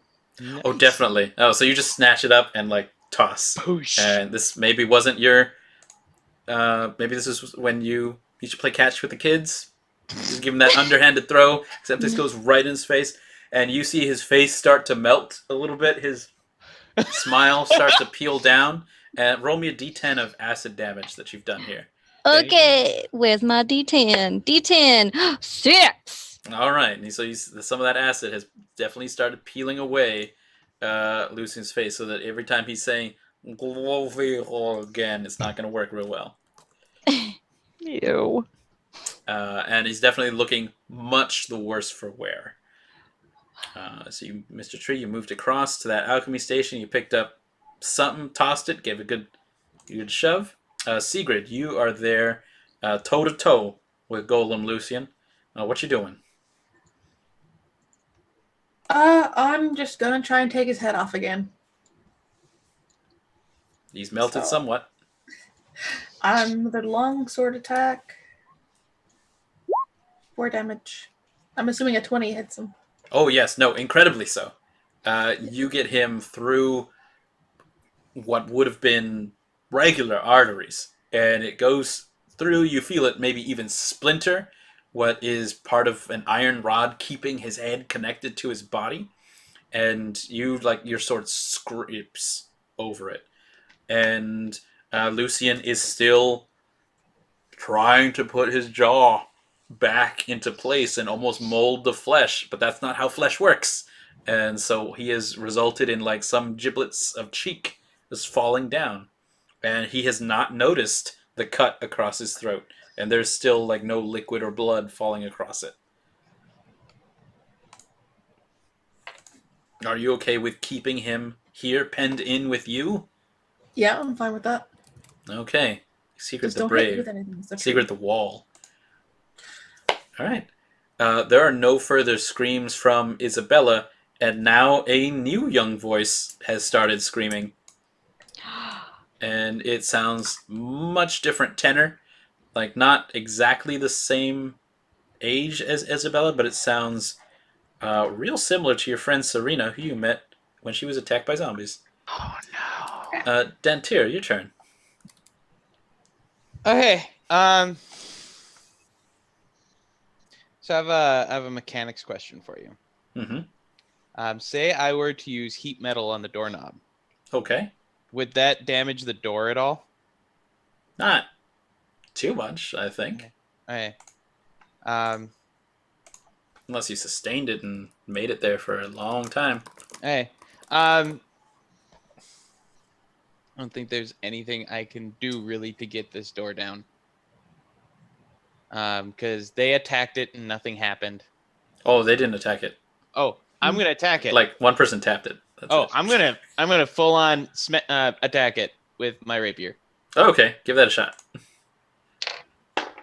That is going to be I believe 23. The door does not dodge, and Good. the prism over it kind of it feels like you're striking glass, and you can almost feel it rattling through your rapier. That kind of screeching vibration of when you have shattered a window on occasion, and honestly it probably was a window that needed shattering, and you don't know why everybody was so upset, but the door prism does crack and break, and you're able to damage the door behind it even with this attack. 10 damage. Definitely. So there is a hole that's been punched through the door, and the prism effect has shattered around it, and now you can clearly see a room beyond that is lit because there's light coming out through the door. Okay, I'm gonna move into the room if I can. Can I move in? Is it locked? Like actually locked the door? Oh yeah, it's definitely still locked. Okay. You've shattered the magic on it, and you've Yeah, shattered part of the door. Okay. There's like a face-sized hole. Okay. I'm gonna look through the hole and see what exactly is going on the other side. Oh, you know what? That's a good idea. Let me see. So on the other side, there is a kind of hexagonal room. There's a couple of things in here. There's definitely a table at the end where two girls are laying. There is your young friend Serena. You know her from the black hair. She's got a long braided ponytail in the back. She's laying down there. On the other side of that same table, though, is there's a heavily decomposed body of a young girl, and her chest cavity is open and completely empty. But she's wearing a new dress, and the dress has just like been untied in the center. But her skin is just black, and the hair that remains on the skull is few. And next to her, back where Serena is, Serena's skin is covered in these tiny arcane markings and runes, and where standing over the decomposed body, Isabella, your ghost friend, is floating in the air, and she has these white etched rune marks over her body, and she is writhing, and you can see her grimacing on this, and she is not screaming, but now that you have a hole open in the door, you can hear her whimpers. They're saying, "Mother, no, it hurts."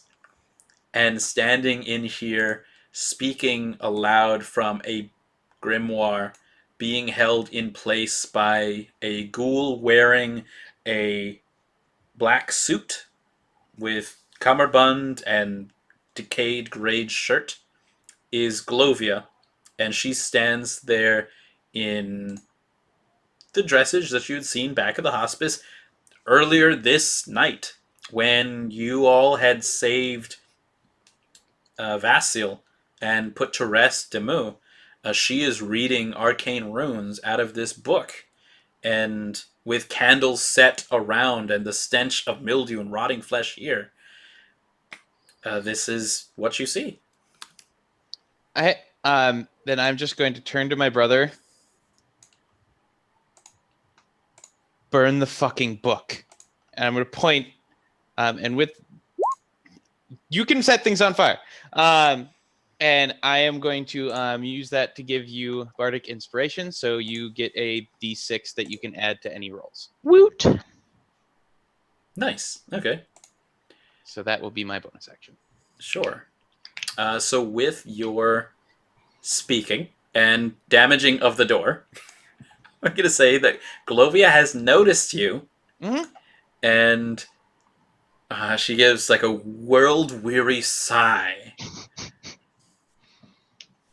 and points at you, Oh no. and she says, I'm sorry, but we're almost finished in here. And so, will a 16 hit your AC, Dantiir? It will. Okay. You don't feel so well, Eh. and so I need you to do a Constitution saving throw. Okay, that's a good roll. It's a good roll. It's an 18. Okay. So you do not feel well, and like you feel like some of dinner earlier, some stew coming back up, and so you'll be taking 9 poison damage All right. as just this fever and chill and sickness. I really don't feel well. Yeah. You maybe throw up a little in your mouth. Oh yeah. Okay, and then back on the other team over here, Lucian has not been able to set his jaw correctly here, and will try to push Segrid out of the way. And so this is going to be an opposed athletics check, Segrid. So the golem is going to roll a 12. Nice. Oh. Segrid, I'm going to say you're taken by surprise because I think that's a 10 athletics from you. All right, so he's going to be able to push you just a little bit to the side because now he's moving directly to that door, to where Dantiir is.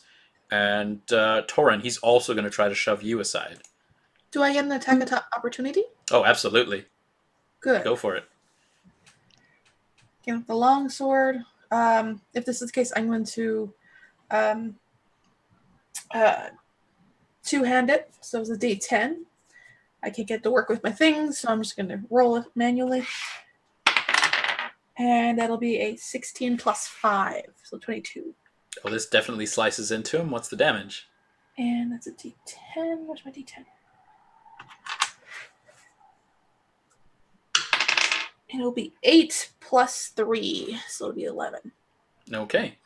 So as you carve up his back, like definite pieces of his flesh have fallen away, and his movement does not slow.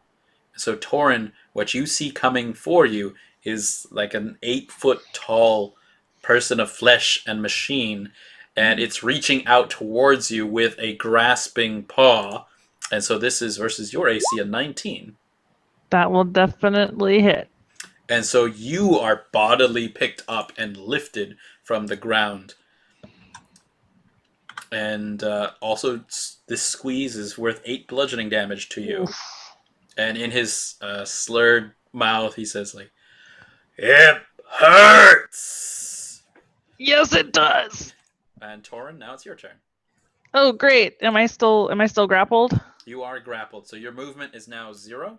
Okay. No other effects. You are just grappled, not restrained. Okay. Well, I am going to have. I'm going to use my bonus action to have my spiritual weapon come up and stab him from behind. Good. Hopefully, an 11 will hit. It does. There Yes! is no armor All on this right, person, and so he'll lots of his take. flesh have been carved off. He'll take 7 points of force damage. Okay. And then I will use my action to Word of Radiance him since he's hugging me and is in my 5-foot radius. It's very true. So he needs to make a Constitution saving throw. They are kind of good at this. Let's see. No! Oh! He takes 6 points of radiant damage. Nice. All right. Be like, let go! He definitely is reeling from both the magical mace that smacks him on the I'm gonna say the back of the head again, and just your radiance is bursting. So I'll say that go ahead and take an opportunity to try to escape from his grasp this time. Okay, is that... It'll be athletics or acrobatics. Oh, I'm terrible at both. So let's just do... Oh, hey! Yeah. Okay, you just, as you're doing this, your radiance bursts, and you peel back his fingers, and you drop. And they fall off. And they fall Oh. They just burn. Nice. Toren, are you good where you want to be? Yes, because I know my brother's trying to get through the door. This creep needs to be dismantled. I will stay in between him and the door. Okay. Mr. Tree, you're there by the alchemy table. Lucian has gotten a little past you. He's still close. And you see Segrid and Toren just like trying to carve him up. Well, that last thing I did worked pretty well, so I'm gonna grab another. This is my gimmick now. This is all I got. Which color do you pick? Pink. No, I want to do orange. Okay. I'm gonna just grab the orange Fire. one. All right, give me a dexterity roll. Just a straight up check. Oh, that's right. Okay! Yay again! Sorry. 18. Oh, definitely. Okay, so you give this a toss and it explodes off the side of Flesh Golem Lucian, and roll me a d10 as he explodes in flame on this side. Yes! They are color coded. 5. Somewhat. Pink is obviously love. That's why Clearly. I throw Yeah. pink. That's illegal. It's illegal in this setting. All right, Mr. Tree, that is a lot of damage that Lucian has taken, and he has definitely seen a lot of better days. And as he reels from this fire and mace and radiance and leans, he is no longer looking at where Toren is, the one who had caused him so much pain. He looks back at where Mr. Tree is. His head keeps turning and it's now rotating on that single rod that was holding it to his spine to where Segrid is. As if his muscles are a little bit extra on this boy. It's like, Boy. Ovia is... and then he collapses onto the floor. Oh, hell. Yeah. And It so Maybe. was gonna I put a help thing there. us. This is a big flesh golem speed bump in the room. It Mr. did Tree, sound like he was going to say Glovia is bad, and I regret some decisions now. I regret everything. there's a single golem tear running down his face. And he's still movable at this point. Flesh golems are they have a lot of kick in them, but he's no longer able to move at this point. You have definitely carved out a lot of functional parts and burned and melted and damaged a lot of alchemical parts on him. So, Mr. Tree, are you okay with where you are? Do you want to move? Yeah, I'll try and just casually sort of step over awkwardly the body and try and get into that little pathway that everybody else is in. Just step over Mr. Falenescu, who has Yeah. fallen. Has to get over. Dantiir's there by a door. There's a big face-size hole in the door. Glovia's on the other side. She's just fingered sickness Dantiir. And she's looking at the rest of you. She's like, I just need a few more moments. Just please, I'm almost done. And you can definitely see, Mr. Tree, 2 kids on a table. One of them not in any... It's used to be a kid. There's pieces missing from the middle. Pretty important pieces. And of course, Isabella is floating and writhing above there. Segrid, what are you doing? How far am I from that door? You're about 10 feet. Okay, and is any of that shiny ward, is that all gone, or is it just a little hole in it? Completely gone. And now there's just Okay. a broken door there, All right. which is technically still locked. Uh-huh. Okay. Well, Sigrid's going to be quiet for a second and just say, Father, give me strength. And she's just going to rush that door to break it down, just bodily against it. Yes. Okay. Give me an athletics check on that. Yes. Oh, yeah. This is an X door. from the slashing that Dantiir gave it, and Sigrid's specialty, damaging things. It goes through, and so you are now in the room, and Glovia is like taken aback at a moment, and she pushes her ghoul assistant to the side, and the book almost like closes, and she's like, "Oh wait, I have a bookmark." Okay, and then she turns and is like, "Stop! My daughter is almost back.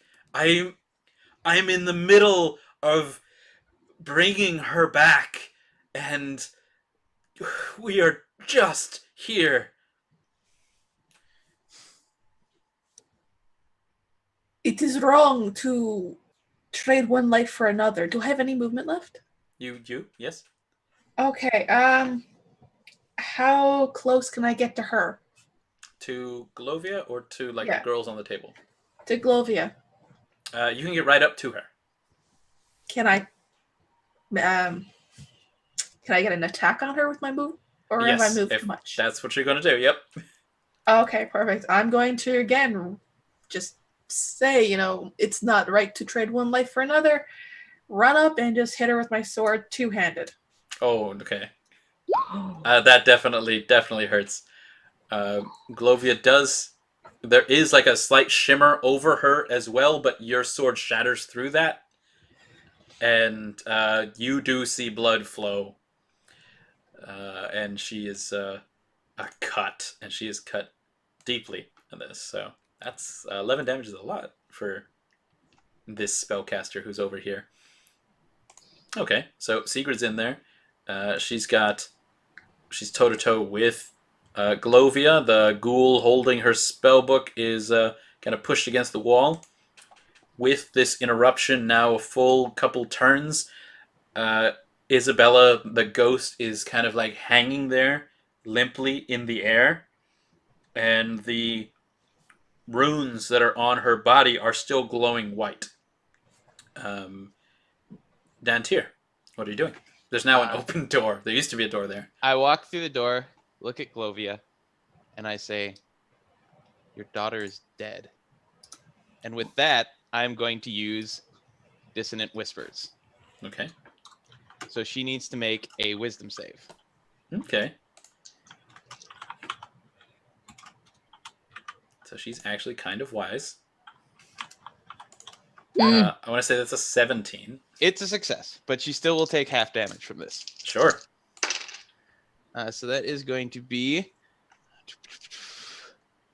8 points of psychic damage. Ooh, okay. But she doesn't have to run away or anything because she's saved. Sure. Okay. So she doesn't run away. She can feel your words physically made flesh. Mm-hmm. So she's holding like her arm where she's been cut, a deep wound that's still bleeding, and she's grimacing from your attack on her. It's like, my daughter is not dead. She is there. You can see her. Death is but another problem to be solved, and I have been solving problems of everyone in this town, in this valley for years. I've found a solution for my problem now, and I've worked so hard at coming to this. This is for my daughter. She asked you to stop. She's a child. She doesn't know what she needs, and she reaches out to Segrid with the arm that has been hurt.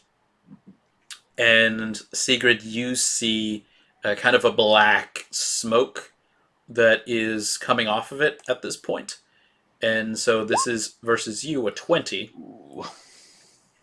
And you take 5 necrotic damage, and you see part of the cut that you did to Glovia seal up. I'm sorry for this, but You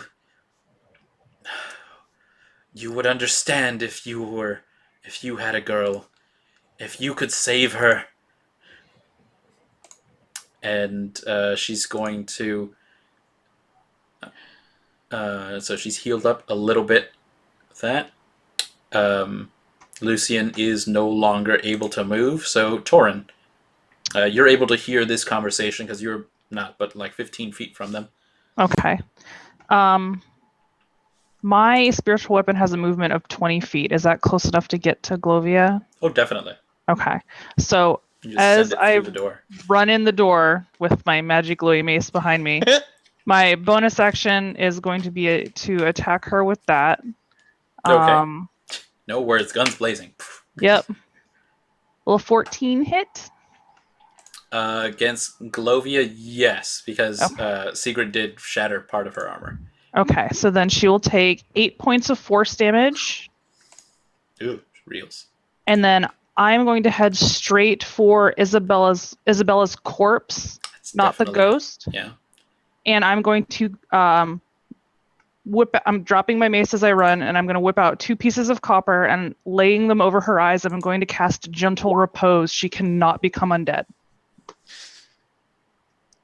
Huh. Okay.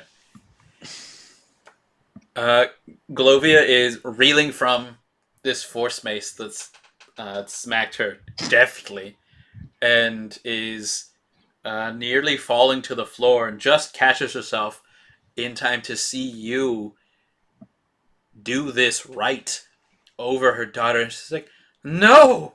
And you see the marks on Isabella, who is still floating limply near you. She's almost at your shoulder again, but you see the runes on her slowly turn to ethereal dust and shake away. And they're moving slowly now also off Serena's body. And Glovia just in a softer tone, like, "No, we were so close."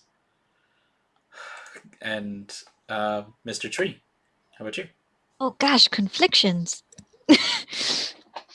Okay, I guess I'm gonna like saunter into the room. Duck under the door.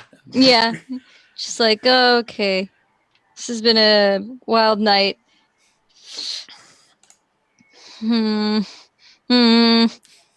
Glovia's there bleeding.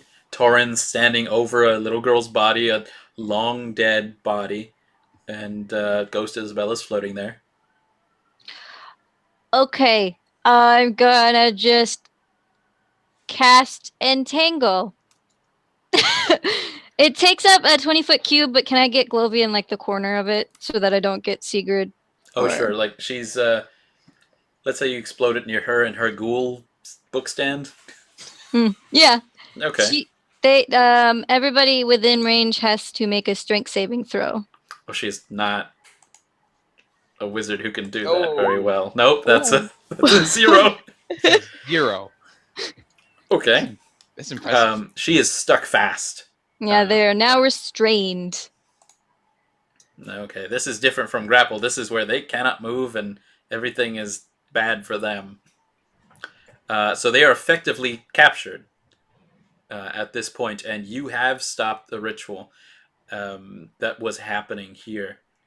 And though Glovia is attempting to resist, they are sort of futile efforts. Like you have the feeling from her look like that she's looking at this, analyzing it, even as she is trapped here, and she stops struggling after just a bit. Like, it was almost there. My daughter is here. You can see. Why could we have not just this one bit of happiness in this bleak valley?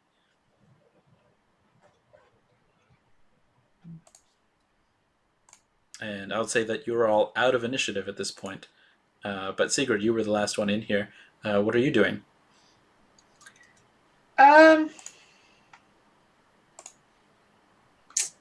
I'm just honestly probably just gonna try and hit Glovia to knock her out. Just shut her up and make her evil go away, sort of You thing. have advantage. Yeah, you have advantage on this one. Let's give it a roll to see if that's a critical hit, just Oh. for fun. But Just do a unarmed attack. oh, you can do it with a weapon. That's fine, and we'll just make it. Okay, just gonna hit her in the back of the head with my longsword. Yeah. Yeah, 11. that'll clonk her out. Non-lethal attack, just knock her out. So yeah, no other antagonists here in the room. Serena is now waking up in a very weakened state and says that she's very cold.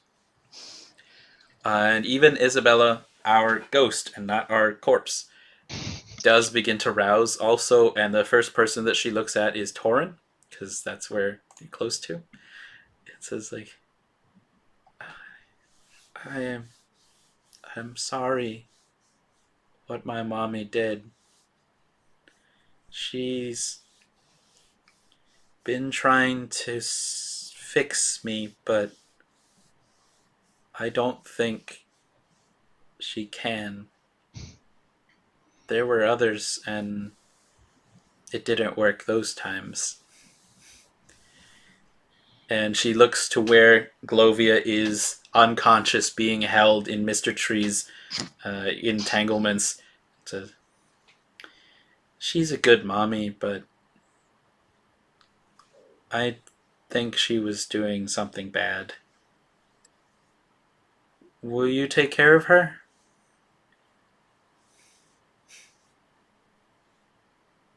Toren? Oh, fuck.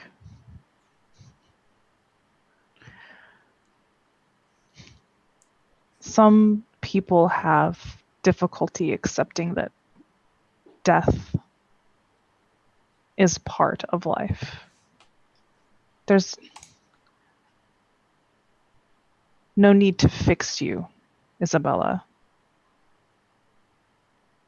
I don't think you need to be here anymore, but you're not broken. She perks up a lot at that. Like, she gives you a genuine little girl's smile. And she is now kind of glowing with a light blue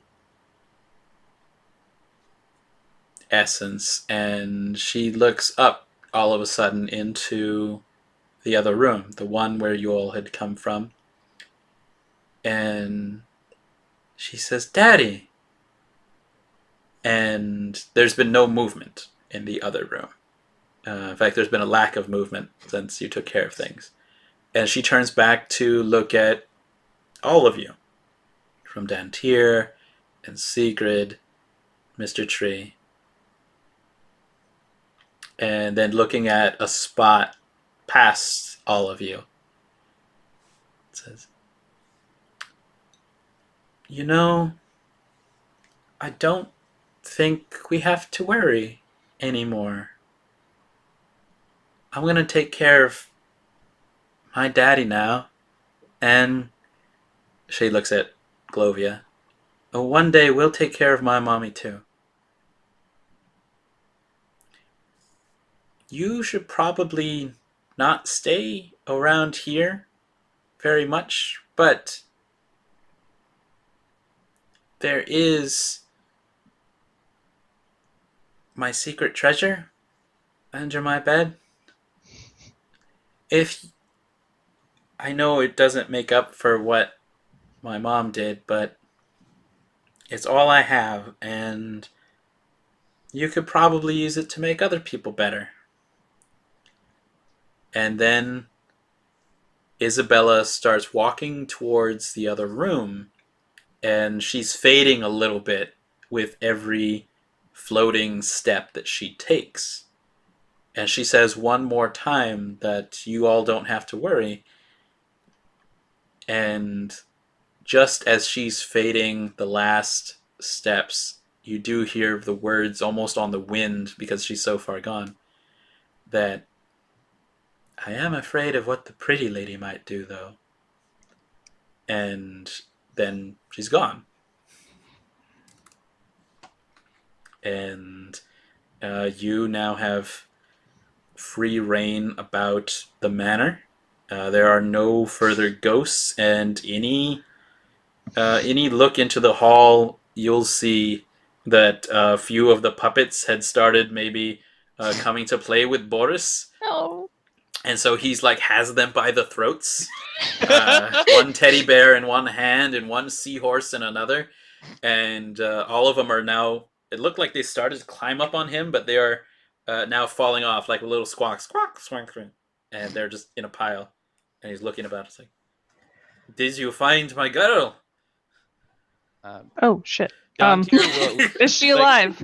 Dantiir will have like wrapped his cloak, the coat that he has around her, and is like, if she can't walk, is carrying her to Boris. All right, she is conscious, and Toren, just from taking her pulse and things, like she has not been hurt other than having like some of these squiggles. They've been painted on, so like not even cuts at this point. Prestidigitation, they're off. I would like to take the book that Glovia had, Okay. and I'm just going to keep that for now. I'm going to tie her up with my rope, like tie her hands behind her back, and then just sort of like out of the vines, just like try and heft her onto my shoulder, just like. Oh yeah, that'll work. Segrid's going to ask Mr. Tree to give Glovia to her, and she's going to make sure that she's gagged as well. Okay. It's Sigrid's feeling like some responsibility. She's deeply bothered by this, so she's gonna toss her over her shoulder and just say, "We'll bring her back to town. She will face justice, and then she will join her daughter. Hopefully, the whole family will have peace." And then she just starts walking out. Okay. There's a broken first floor, but if you take it kind of carefully, you would be able to get down the stairs and then kind of skirt out that way. Go ahead. Toren will be sure to retrieve Isabella's treasure. Mm-hmm. There's a very small. It would be like a music box, except it's small for like a toy box, but it's large for a music box, and it's carved very elegantly on the top, and time has not worn away the brass designs that are over it.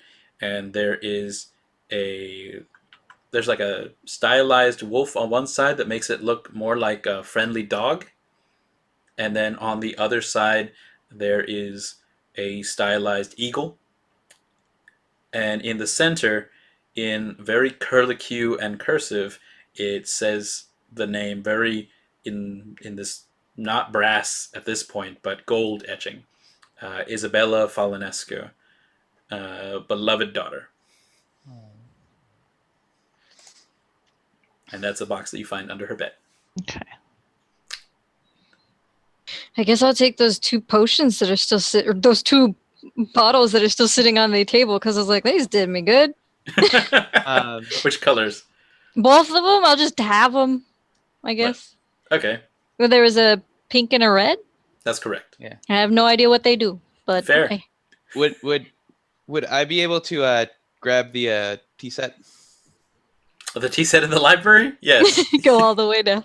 Yep. And when I'm in there, I want to do another more thorough search of the books and see if there's anything that I missed besides anatomy.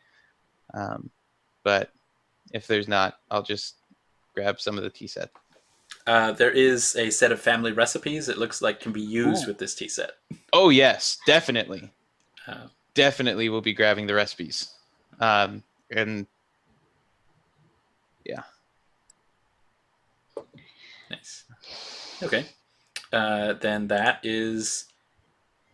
The walk back to town is a little stormy.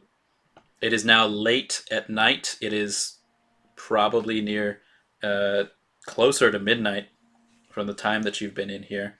But as you come back to town, the fires have been put out, and there's still lights on at the 7 tables inn. And there's a warm welcome for you where you go. What do you do with Glovia, or who do you take her to? I want to bring her to the Burgermeister.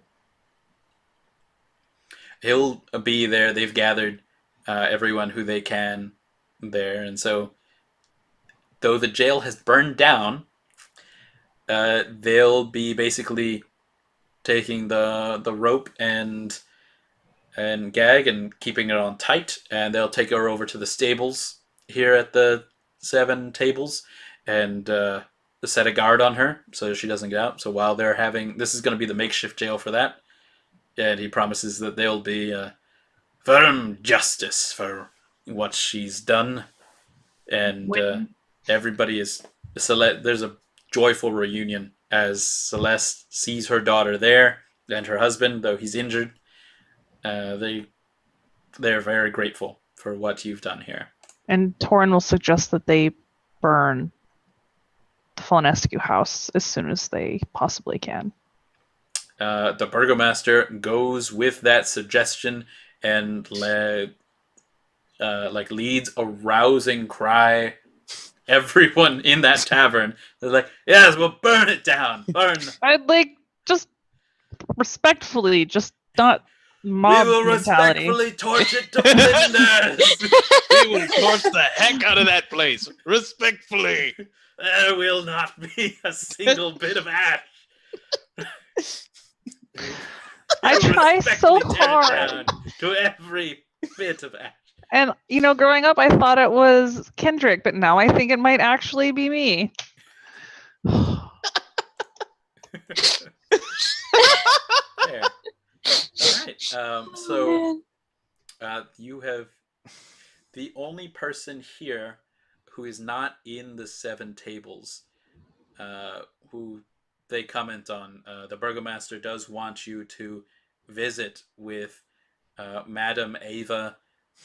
He says, I don't know how long you're going to be in our town, but you have a warm welcome here, and a hearth the same whenever you would need.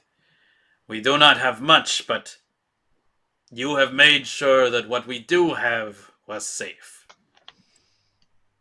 Madam Ava had some kinder things to say about you that it has relieved some of my suspicions. You should see her before you leave for any other parts of Barovia. Where did And and that is the last part of this session. You have successfully saved a young girl and her father. You did it. I made a promise and kept it. You made a promise and kept it. You didn't kill anybody who didn't need killing or was already dead. Yep. We actually You kept people who were dead from coming back. And you only burned 1 mansion to the ground this time. this time. Only Well, 1 building to the ground. We suggested it should be burnt. And everyone went with it. Let's see. To Mr. Tree, of the 2 potions that you picked up, 1 is a potion of healing, and Thank the God we other didn't do is that a one. potion of climbing. Ooh. Oh man, we could have had a climbing flesh golem. Cool. That'd been hilarious. That'd been so cool. It's one of those things. And of the treasure that Toren, do you open the music box of Isabella?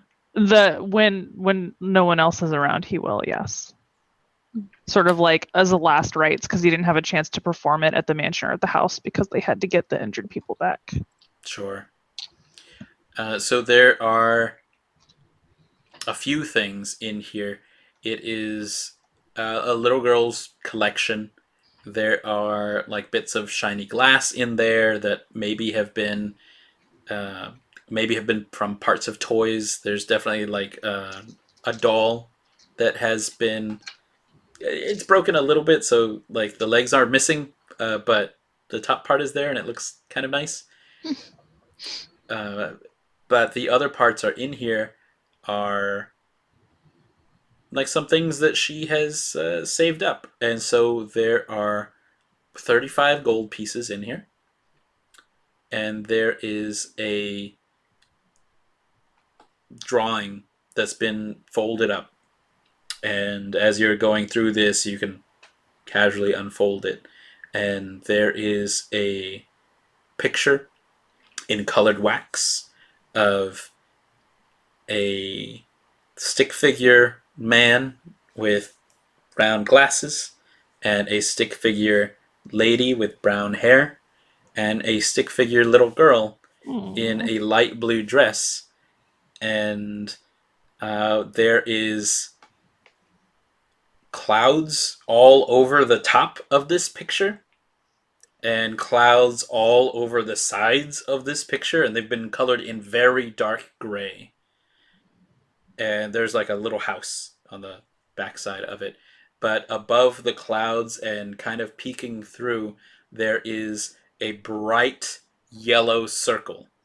And written on it, next to it, it says, "The Sun." And it has an arrow pointing to it. And written on it, it says, "Mommy said she would take me to see the sun one day."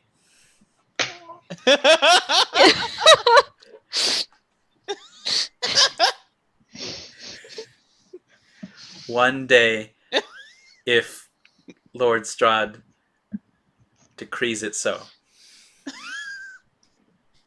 And then it's signed like Isabella, age 11. I'm keeping that forever. Oh man. That's our Right. session. You are Oh, heroes. Every yay. single one of you. Oh, You've saved everyone who needed saving. you can bring the horror and bring the feels. I've cried. I know. Punch me right at the end with the feels in the stomach. Oh. Strahd has to show up somewhere every. Yeah. Cool. All right, so yeah, that's our session. I hope you guys had fun. So much. I'm gonna. Yeah. Welcome to Barovia, and the next session. Well, I can. Some spoilers. The Vistani show up. Yay! Yay! That'll be fun. That'll be interesting. They were interesting people, and you get to see more of Barovia, I think. All right, so Hooray. goodbye, and we'll see you all next week. It'll be same Vampire Bat channel, same Vampire Bat time, 6 p.m. CST. We'll see ya. Night. Bye. Bye.